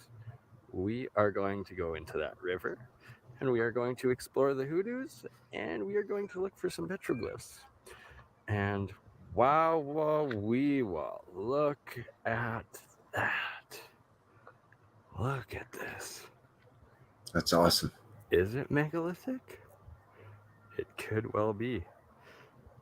There's ancient writings all over the place from 10,000 years ago, so quite possibly a megalithic site. Just amazing. You can almost see, if I'm going to interrupt Bernie here, you can almost see it looks like block shape on some of these. But then the rest of it looks like it's just been blasted or melted maybe, or plasma discharge, something. Cooked. I just say cooked. Meltolithic. Yes. Yes, it's monolithic and meltolithic. Yeah.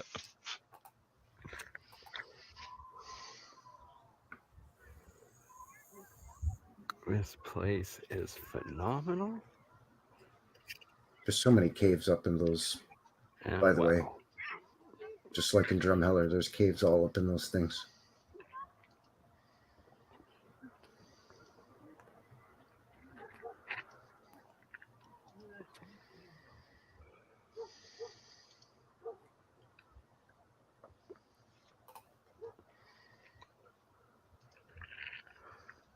Just phenomenal. What a sight. Amazing.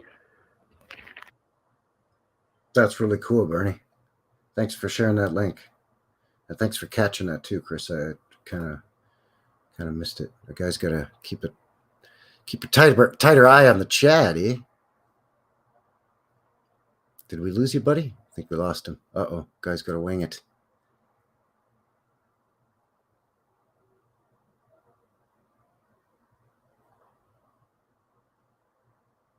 But yeah, that was really cool. Yeah, actually, you know what? I'm going to share. Bernie has another one, the Red Rocks one. Oh, there he is. I'm back. There you are. You okay, buddy? Did you lose power?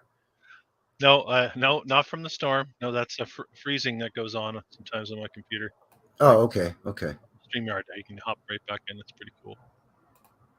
That's what I like about StreamYard, is even if it's your stream and you're in there solo and something happens, the StreamYard keeps it running.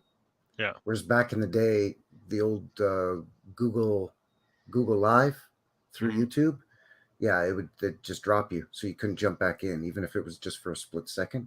It's like it was too late, so you'd have to start a whole new stream over again. It was what we like to say around here, redonkulous, eh? It's redonkulous. Yeah.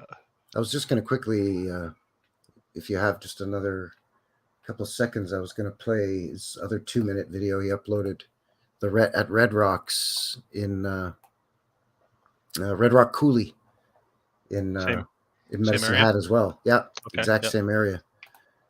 It's just another. He says play on mute because the wind is nasty. Yeah, it's really windy. Yeah, I watched the video already when he first uploaded it. We can voice over. All right, we're live. Hey guys, it's Bernie. What's happening, baby? I don't know. I can't do an impression of Bernie. What's his channel? And we live in we live in the same city. We're neighbors. We live Freya. a couple of neighborhoods away. So let's plug him here. We got Freya in the chat asking what's his channel. Oh yeah, You got a couple, eh? Yeah, Crypto Alchemist, and I'll post the links for it while we're watching this. Sure. Yeah.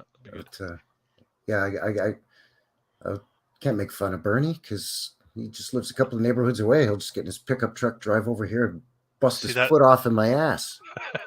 That's pyramid, looking like some sort of pyramidal shape there. A lot of them look very pyramidal. Either like the flat top, like ziggurat style pyramids. Yeah. Or the oh, thanks, Joe. Joe Cool's got the Crypto Alchemist link in the chat. Oh yeah, yeah. He's also got his Burn Eye channel.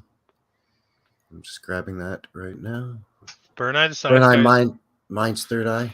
I like this science guy better than Bill Nye the Science Guy. Just for the record, Burn Eye the Science Guy is better than Bill Nye the Science Guy. Oh yeah, for sure. Oh wow, Joe Cool is on it. Thanks, Joe. Joe Cool is on it. Yeah, I agree.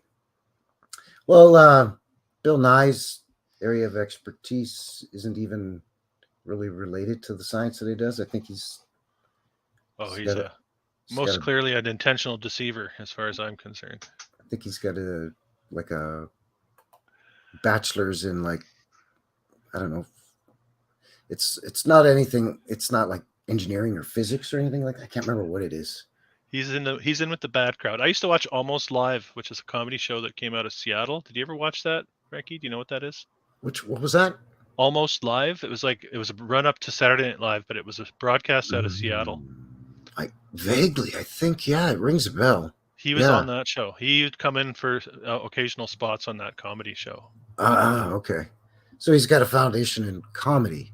So that's what you want in your scientific study, is lots of clowns doing comedy. It's still comedy, as far as I'm concerned. Everything that comes out of his mouth. Failed comedian, yeah. But I think he's in with the bad crowd. He's in with a dark crowd, if you catch my drift. Yeah, I know what you're saying. Those circular rock formations are cool. Really interesting. Yeah, those sort of red. Makes me think of sections of a column, possibly like a column that was built in sections, and then Cataclysm, post-Cataclysm, sort of spread all over the place. I don't know, just speculating, but interesting stuff. Yeah, and you know what? The Badlands look so much different when you're actually out there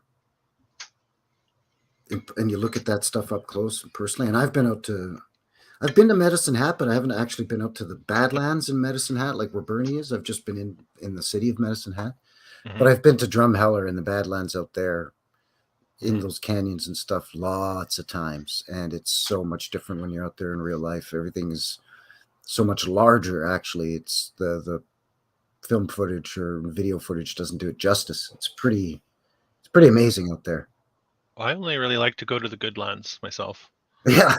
Well, it's desert, right? It's semi-arid desert. That's why it's called lands. There's basically nothing there but coyotes, scorpions, rattlesnakes, and hawks and eagles. Post-Cataclysm, right? It's devastated. The area's been devastated. It definitely looks like it's been cooked out or something. Mm-hmm. All right, you want to see what I got? Sorry, I just had a glitch here for a second. You still there?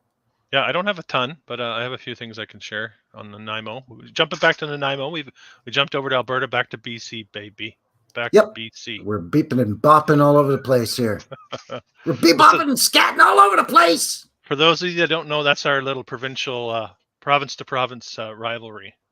BC, Alberta, Frankie and I. Yeah, and who knows why that started? I have no idea. What's that all about? Yeah, I don't know. All right, I'll stay on the melt theme for a second, then I'll get to my my pictures, since we're looking at some interesting formations. So here's Nanaimo on the Google Maps. There's the street pattern, the fan, looking like a fan, right? So if we zoom out a little bit,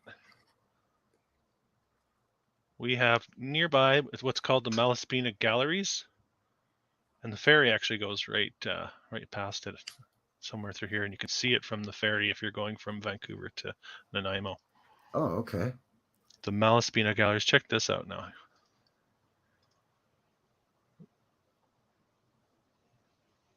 All right.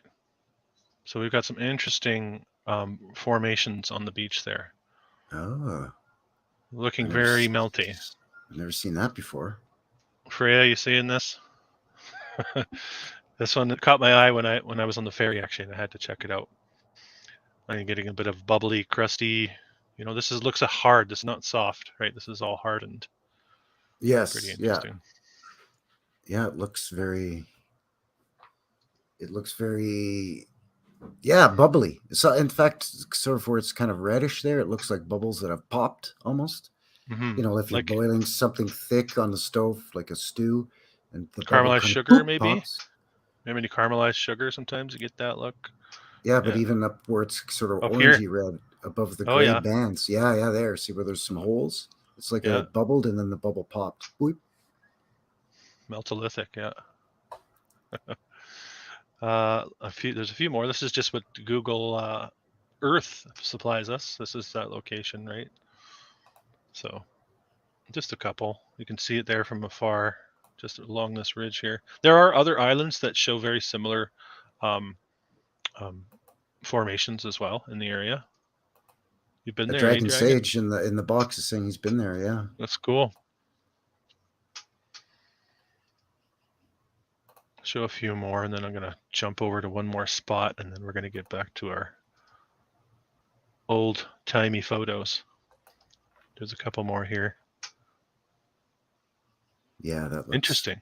Very odd. Yeah, I see again, like Drumheller in the comments where that's not Canada, or that doesn't look like Canada. This doesn't look like stuff that I've seen in Canada either. It's strange, isn't it? It's a very strange formation. I didn't actually look up the official narrative. That would be there. There's the last one I'll show is this one. But you can check this out on Google Maps if you're interested and look more into it. Like I said, a lot of the Gulf Islands, which would be this island chain, they have this. They would just say that's just erosion from the ocean hitting it, and it wears away different layers at different rates due to how soft or hard it is, and yada yada yada. But it's like, don't the trees prefer growing in the softer soil than in the harder stuff? So by that theory, isn't the top layer the softer layer, and the stuff below it they say has been eroded should be the harder stuff? It's strange, right? So that's the Malaspina Galleries, not far away. And I get disoriented with this Google Maps business. Yeah, so do I. We've gone right side up here. Around. Yeah, so there's Nanaimo. So down would be south. So if we go down, let's go a little bit closer. We're still in Nanaimo for this one. Petroglyph Provincial Park. It took a while to show up. Did you notice that? It's gone. And there it is. Yeah. Zoom in. Not sure why you'd think they'd want to highlight the Bastion fort shows up right lickety split. But some of the other stuff, you got to really zoom in before it pops up. See, I've never heard of this or seen this either. Neither have I, and I've been to Nanaimo, so this okay. So I'll just quickly go over this, and I'll share what I think petroglyphs are for the most part. I think petroglyphs are a creation of the narrative. I don't think they're stretching that deep in time, and they're doing that 10,000 years ago, whatever they say. I think this is all part of distorting our timeline and misdirection, basically. So how old do you think something like that would be then, if you were to throw a... Well, they say that 1948 they created this park. So 1948, maybe a couple years before to get it set up. Here they're showing you what they're doing. Casts and conservation. So they're actually telling you that they've cast these petroglyphs in concrete as duplicates for you to look at, because you can't look at the real ones. Ah, there you go. There's the kicker. Mm-hmm. And you see this also with dinosaur tracks. All those things, I think they're all BS stories. Those are all and you find it actually in places that look very melty. Like I think it's intentionally to divert your attention. So that's my theory on that, and I think there's something to it. And this is sort of what the rocks look like nearby, right? So, well, there's always been questions about the aging of cave paintings and other petroglyphs on other stones in other parts of the realm. So yeah, I mean, it's you can. I mean, carbon dating is sketchy at best, but I mean, you can only carbon date organic matter or the remnants of carbon. You can't carbon date a rock or a brick or a, you know what I mean? So, well, it would be pretty easy for them to copy designs of actual old petroglyphs that are, still in their natural state, as opposed to, casts of them or whatever. They just copy the style, and then they just say, "Oh no, these were actually petroglyphs, but we want to preserve them, so you can look at these casts we made instead." Yeah, I'm pretty sure, and I think I got it from one of the Stolen History documentaries. They talk about the early cave paintings were being discovered in the late 1800s, and many people at the time knew them to be Darwinist forgeries. Cave paintings, and they always say they diminish once they're exposed. Like you can't go anywhere near them because the cave paintings just fade off really quickly, and they're very sensitive, delicate, in very delicate locations. Yeah, carbon dioxide, that old arch cover. enemy, that whole thing that carbon dioxide is evil. Really? Yeah. Well, do you know that plants synthesize carbon dioxide, right, and create oxygen for us, right? So, take off, eh? Yeah. Yeah, falsification of the timeline is what I think it is, and I think there's a lot of that going on. What the hell is even that? Right? All right, let me show you a little bit of Nanaimo that I got. Now, there's some double ups here, so I'll probably move fairly quickly. Street scene. That's a nice shot of that that hotel, though. That's that same hotel again. It's so nice. Yeah. Orpheum Theater next door. Oh, see, I didn't even notice that. I didn't catch one of that. Look at that. I managed to catch the most recent Mind Unveiled video today on the history of cinema and the early days of the ISIS theaters. Very interesting. A heavy Masonic connection with the advent of cinema. Yes, makes very interesting work that they do over there. But and it's funny how a lot of these theaters are rubber stamped with about a half dozen names, right? Orpheum Theater, this, and Pantages Theater. That's another one. Yeah, Palace Theater. Odeon is another one. Odeon. Yeah.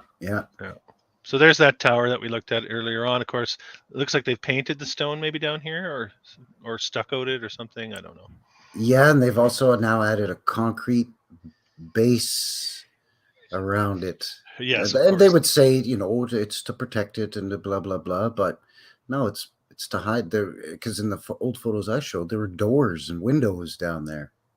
Yeah. A good thing they got rid of the cannons, though. Maybe that somebody must have pointed it out to them over time. Say, hey, they're not going to believe this if we point the cannons in our direction. Well, yeah. Earlier in the chat, somebody commented on the video, and they were laughing at the cannons point 360 degrees. So yeah, they, like I had commented on, they point back in on the town that it's supposed to be protecting. Yeah, no, that's a good observation. It's just silly, right? And we get the old world street lights. I like these. They're cool. Look at that place. That's that other hotel, I think, right? Yeah, I think there's going to be definitely some duplicates from what you found. I could look at that all day, though. I know. Yeah. This is Chinatown. Apparently there were 4 different Chinatowns. I was just looking up a silly Wikipedia write-up that over the years. Did you say 4? Yeah, like as a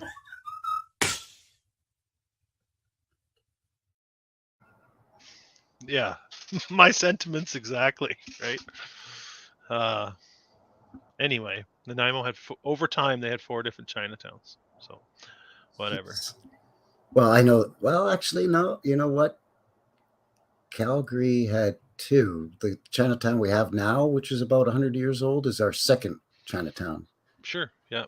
So So Nanaimo sure, had why not move them around? Yeah, twice as confuse the many. narrative. Nanaimo had twice as many as you guys. So there. Yeah, Nanaimo's 100,000 people, and Calgary's 2 million people, or creeping Yeah. up on 2 million. And Nanaimo was half that size 20 years ago. So it's really just blown up in the last 20 years. That's crazy. Mm-hmm. That's a lovely build. Look at the brickwork along the eave there. Yeah. Yeah, and then you could tell it's a bricker. The Palace Hotel. Yeah. Again, not huge, but lovely. Mm-hmm. Mm-hmm. Interesting. Oh, here's that the bank that is now the Great National Land Building, they call it. So I figured I'd get one of the modern day so we could see that a little clearer. There it is. What the hell is that? That's the old banking symbol. It's funny that the bankers and the medical establishment are using the same symbol, almost like they're in cahoots. Huh. Can you imagine that? All That's right. yeah. I don't. I that one still boggles a guy's noggin. St. Andrews United. Can't see the top, but look, maybe stuccoed. What do you think? Yeah, it looks like it's been covered in some kind of schmutz or something. Something, yeah. But you can get that. You can still feel that old world peeking through. You know. Oh, it absolutely. But you could tell by the roof lines and the tops of Mm-hmm. those little towers. Like they Here. just even if that kind of stuff too. Yeah. Got to get the wheel on the gable end. Get that wheel at the bottom of the gable end. Jeez. Okay, we'll keep going. And What is that guy hauling? Straw? Hay? yeah, looking like hay probably, or sticks, but maybe. Let's see if we can zoom in. No, I can't see much. Maybe it's taking it to Chinatown. One of the 4 Chinatowns. Not sure which one to go to. He's lost. Very brick He's got to feeling. pull over and ask for directions. Hey, buddy, can you tell me how to get to Chinatown? Which one, buddy? See, if I do this, you could almost think that you're in another country. You know, if you don't, just feels older. Feels older than it should feel. Mm-hmm. Yeah, the building. A lot of the buildings look aged. Mm-hmm. Mm-hmm. And this is pre. Well, no, there is a jalopy there. That car looks like, mid 20s, early 20s, maybe. Yeah. This is right in that time period where cars were starting to show up, but the majority of people still had a horse and wagon or horse and buggy. Mm-hmm. Mm-hmm. There it is again. Can't stop showing it. Really out of place for Nanaimo. Absolutely, it is. That's just unbelievable. Mm-hmm. You got to have big giant pillars like that for some small town island bank. Yeah, they feel very, very large, don't they? Like that. If it ain't got pillars, I ain't putting my money in there. It's got to have maybe at that's least what it is. 4 pillars. They're establishing trust with the customer by putting those. I don't trust them otherwise. It's got to have the Greco-Roman look, or I don't want it there, eh? Get it out of here. That's right. Hotel Windsor. Do we see this one? Not from that angle. Look at the roof line, hey? And then again, the street sloping down. Half semicircle glass. Yeah, that's nice. Ship it all in. Yeah. Yeah, it's a nice looking building for sure. Are those details along the roof made to look like buildings on top of the building? Yeah, you're right. You're right. Looking like a tower on the corner, and then the gable, and then the other side. And you're right. Those are. That's hiding in plain sight right there. They've got buildings on top of a building. Mm-hmm. Mm-hmm. That's a lot of work to finish off a building these days. What's so what's this building on top of? You see what I'm saying? Mm-hmm. I say, hold up, wait a minute, something ain't right.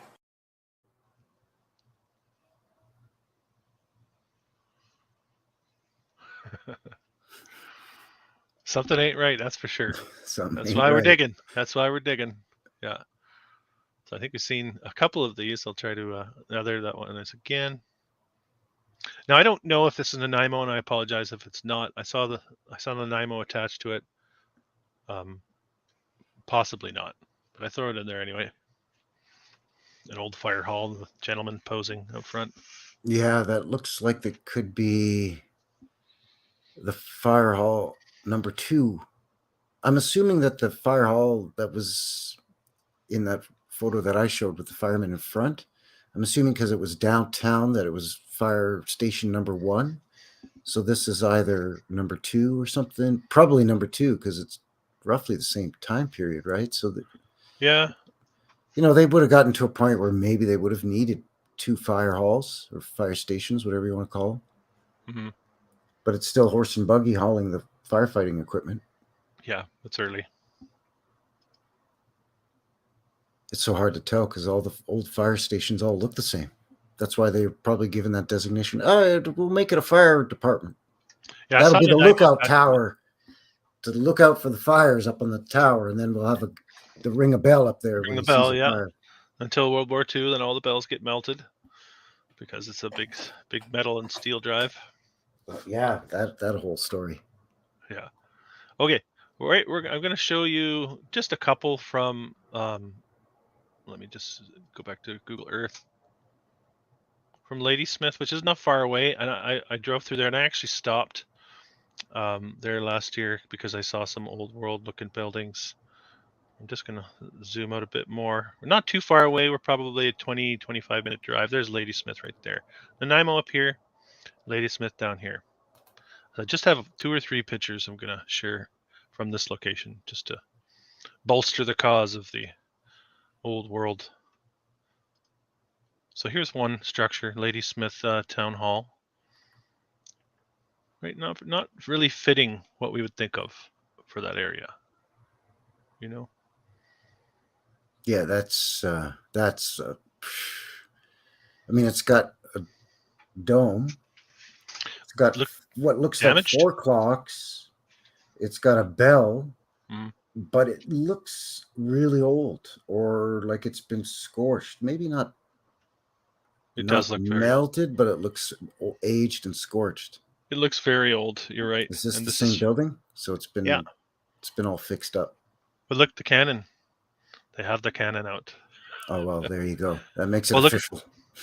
And then you have the fountain as well, which the energetics of the old world employing water and ether, and fountain's a huge part of the apparatus of the old world system. So make of it what you will, I suppose. Great comment there. Thanks, obsessed. Yeah. Get some sleep though. I've shared the story before. When I first found this research, when I first got into this stuff, I wasn't sleeping a lot either. I was up at 5 a.m. and I was just buzzing. Yeah. It takes a while to digest, the whole deception and to really sort of get a handle on it. I have to admit, when I first started uploading content, which on my channel is mostly boots on the ground stuff, I got so excited I would hit 6, 7, maybe even 8 spots in a day sometimes. And I mean, my videos aren't long, but they average between 15 minutes and 20 minutes, right? Depending how good of a looky-loo I can have at a building. Or if I'm in a historic neighborhood, I'll do the whole neighborhood, and it's maybe an hour-long video. Yeah. But I was doing so many of them, and at first I thought, well, I'm going to run out of places. But the more I find, the more I realize I'm not going to run out of places for quite a while. That's funny. And that's how it is, right? You notice it's everywhere, really, literally under your feet. This is another thing. Yeah. This is part of the main drag of Ladysmith. Just one last one of Ladysmith. You can see the brick, and then this very steep slope from the street down to the ocean. I mean, steep as in if you're in a car, you can feel that you're going up or downhill. It's very steep. The front doors there, right in the middle, they look very short. Yeah, that's true. Interesting. You can barely make it out here, but you got an interesting symbol going on here as well. Can't make it out all too well in here, but I saw it firsthand, and it really kind of. Oh, here you can see it very clearly. See that? Yeah. Isn't that interesting?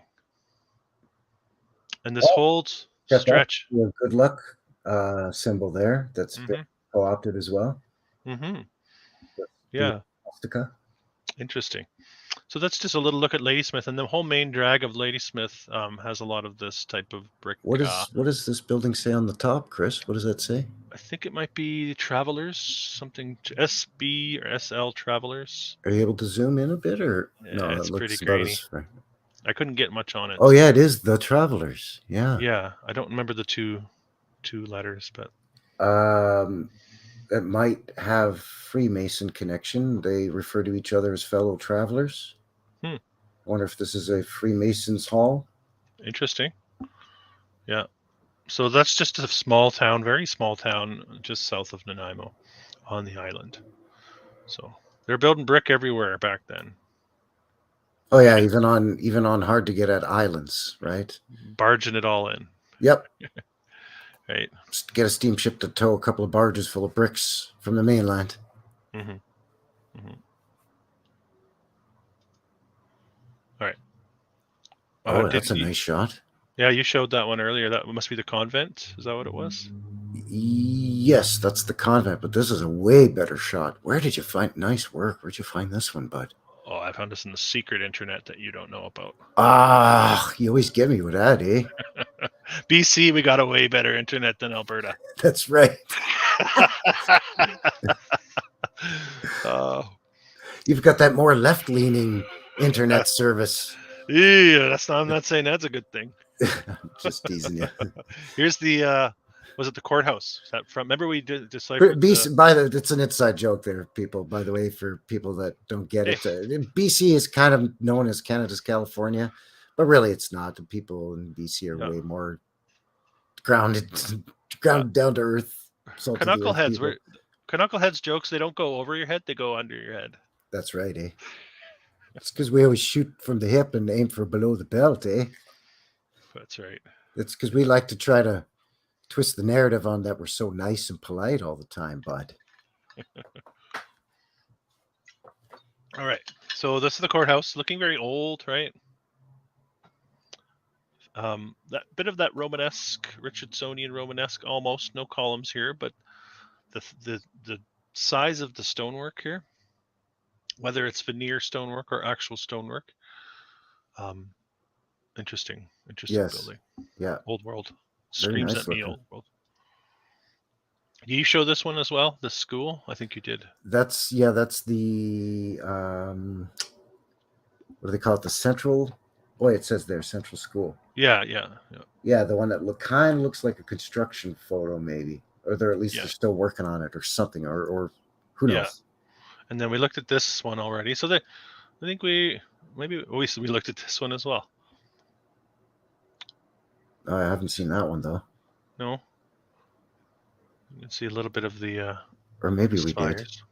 Yeah. But yeah, you can see some of the big stuff in the back, right? So it's funny how sometimes they take these photographs from what I would consider a not so flattering vantage point. Like if you're trying to bring business and commerce and tourists and new residents to your town or your city, wouldn't you take it from the other side, the opposite end of where that photo's taken, and get those nice, big, beautiful buildings in the foreground of your photo? You know what I mean? Yeah, no, I hear you. But it's sort of part of the background, right? Yeah, so that, you're trying to show that, you're trying to brag and show that, hey, Nanaimo's the hot, new, up-and-coming city in the 1920s. Come move out here to our booming little island town. It's beautiful, but it's bustling, or you know what I mean? And they try to kind of pump it up for marketing or advertising back in the day. Yeah, I'm doing a search right now. Bernie was asking about the old brothel in Ladysmith, but I can't seem to. I think I have been to it, actually. I think I saw one of the. Hey, whoa! This is a family. This is a family show here. Let's get back to our regular programming. Right? So I'm not seeing it. So I've been in that brothel, and I can't remember who I saw. It was a Canadian blues artist I saw there. Oh, okay. I was wondering why you were in.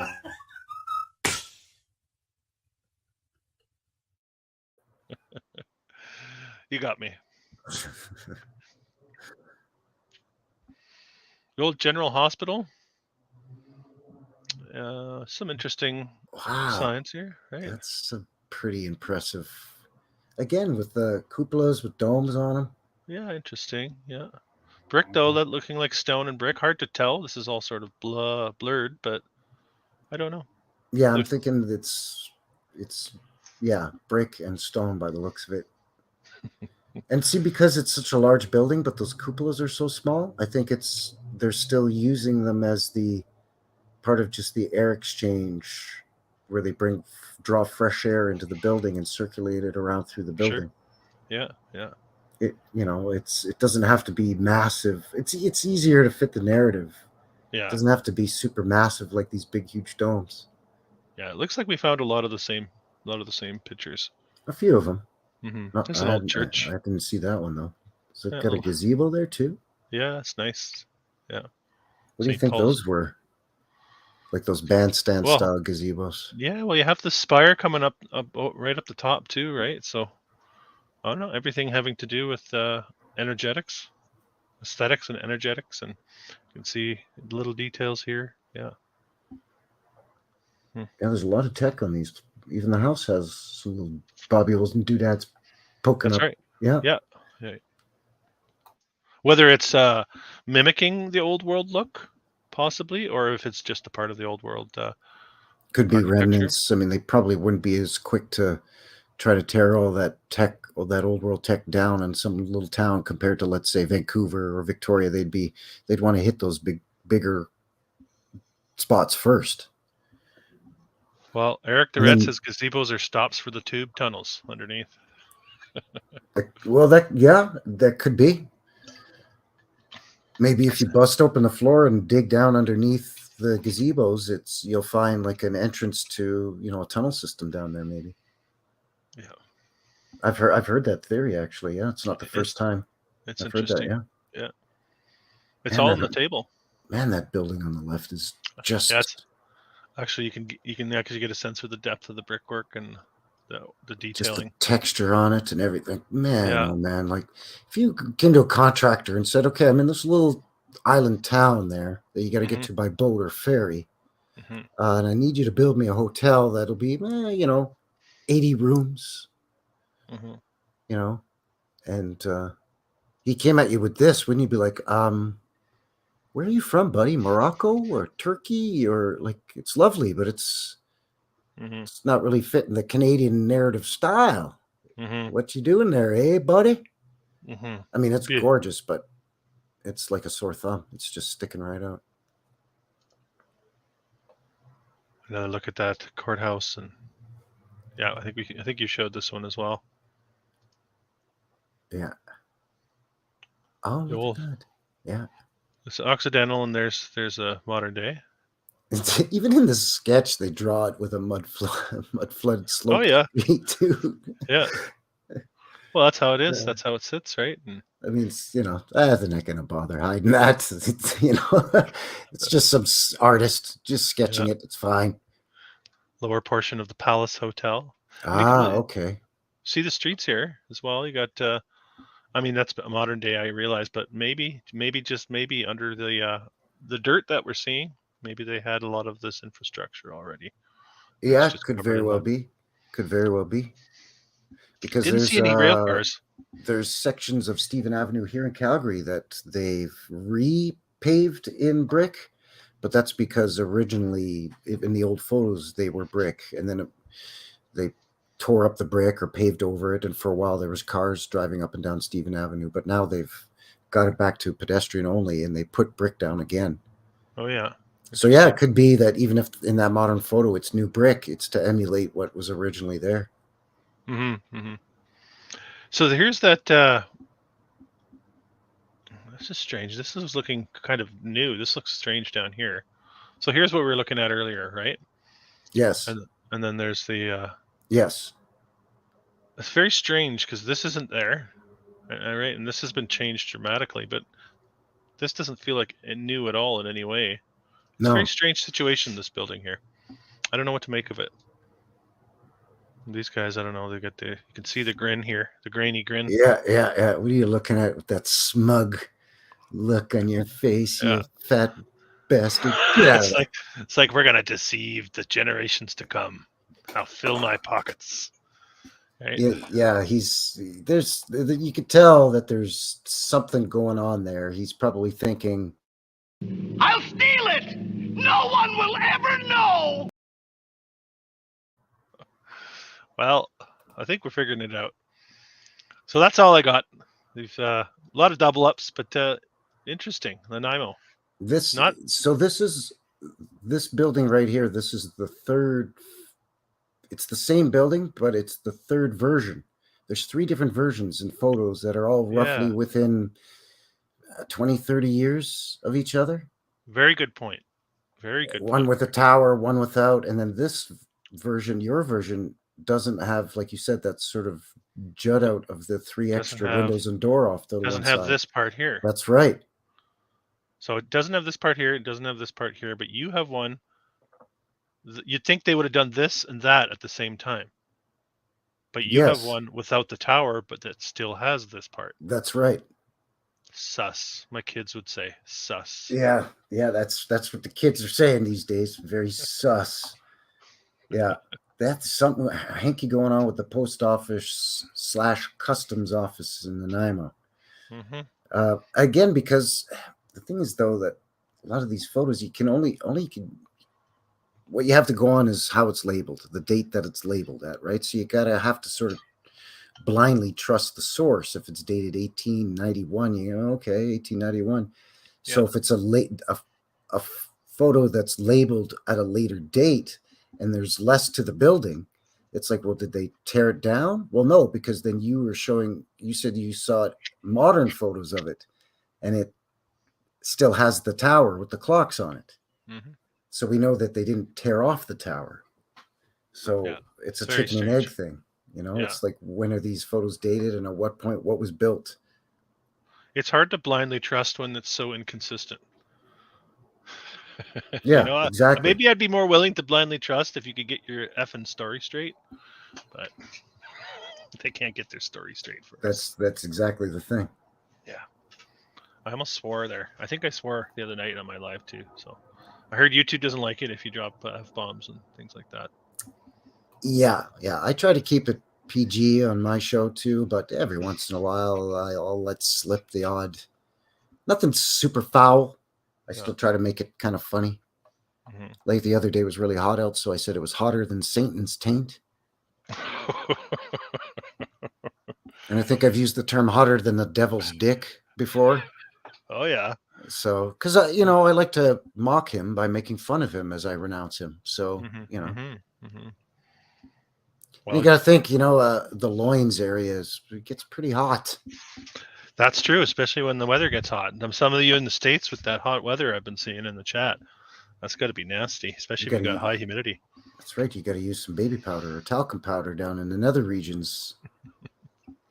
Okay, Frankie, too much of a visual there. Otherwise, you get mud butt. Oh man, this is not PG anymore. You crossed the line. No, I've dragged it through the mud now. Dang it! The mud flood. Look what I done did.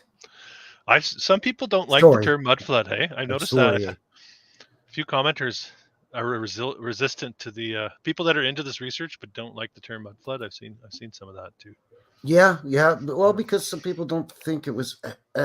Some people don't think that there was a worldwide or realm-wide, however you want to put it, mud flood.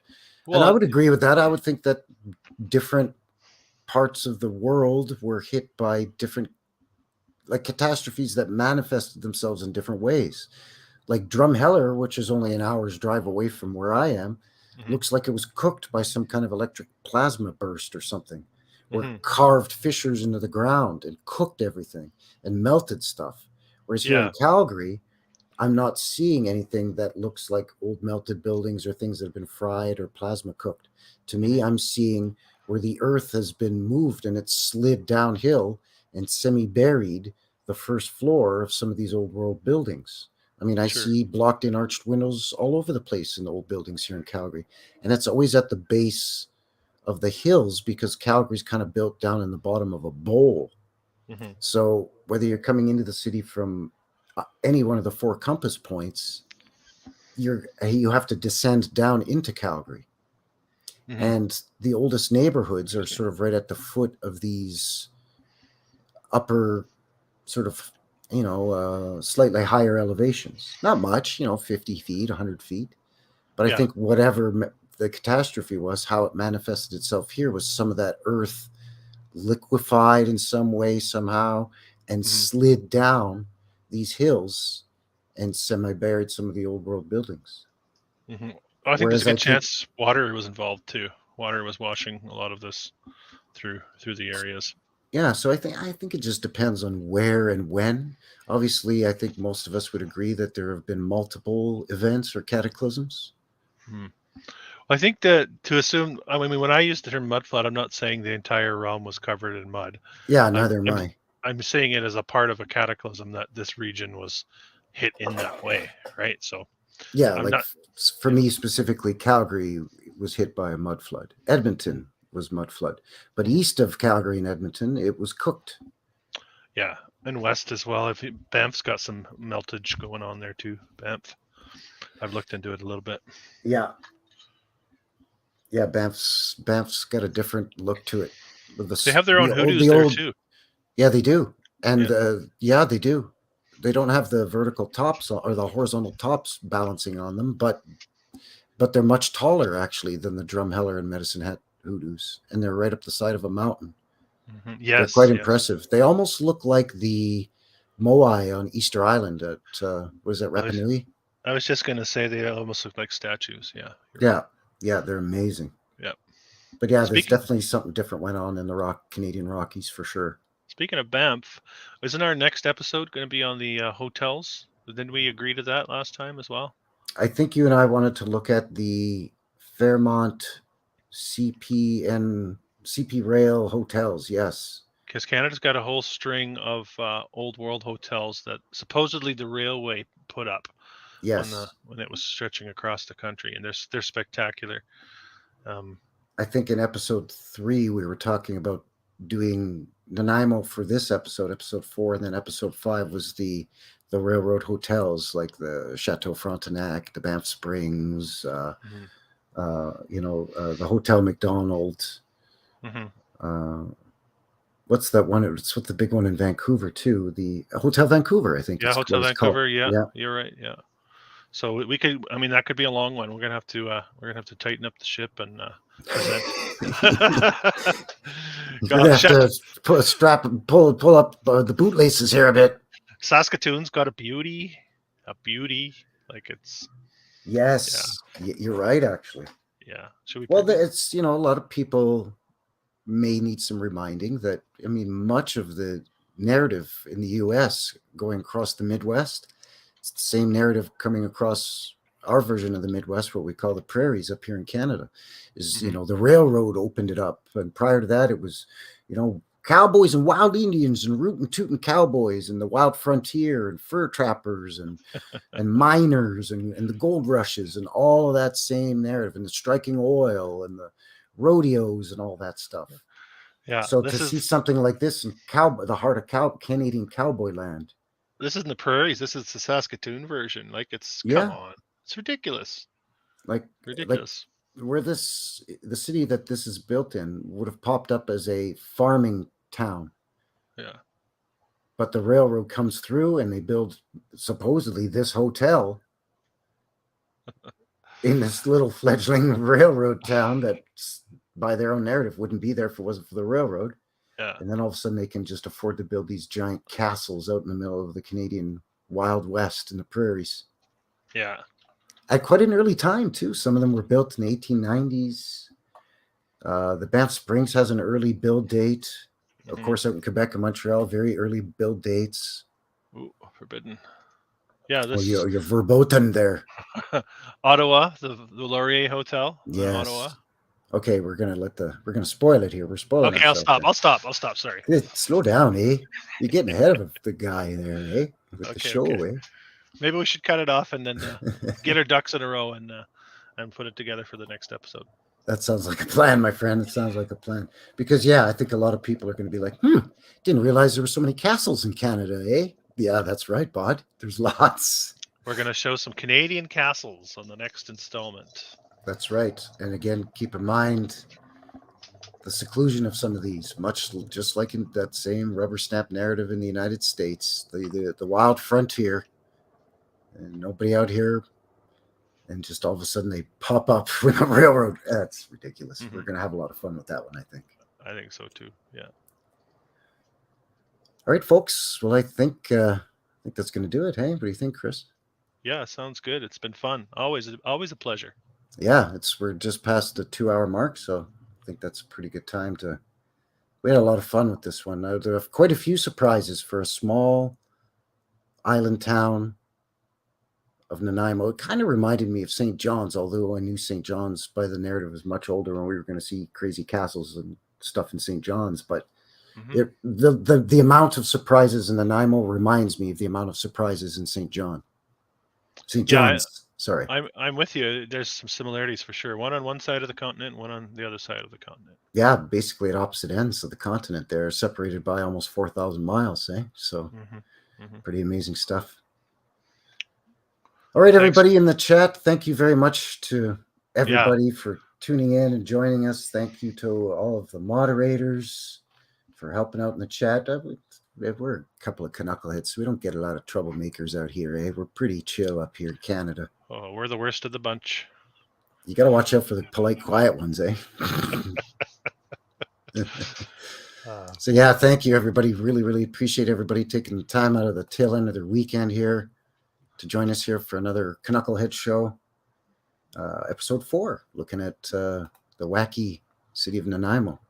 So thanks again, Chris, at Old World Exploration. Links and all the stuff down in the description box below. And, of course, you can reach me at all my deets in the box down below as well. If you're popping in after the fact, thank you very much as well, and consider subscribing to us. We're going to try to push Chris here at Old World Exploration out to 10,000 subscribers by Thanksgiving. Canadian or American? Either one. Take your pick. Either one would be terrific. Right on. And I just passed the 1,100 subscribers. So thank you to all of you for helping out little old me out here in the dark recesses of the interwebs. Really appreciate that. That's just been tremendous. So thanks to all of you for all your support, and thanks for supporting the show. Thanks for having fun with us, and take care out there. Thanks, everybody. See you guys. Take care. Let's get out of here.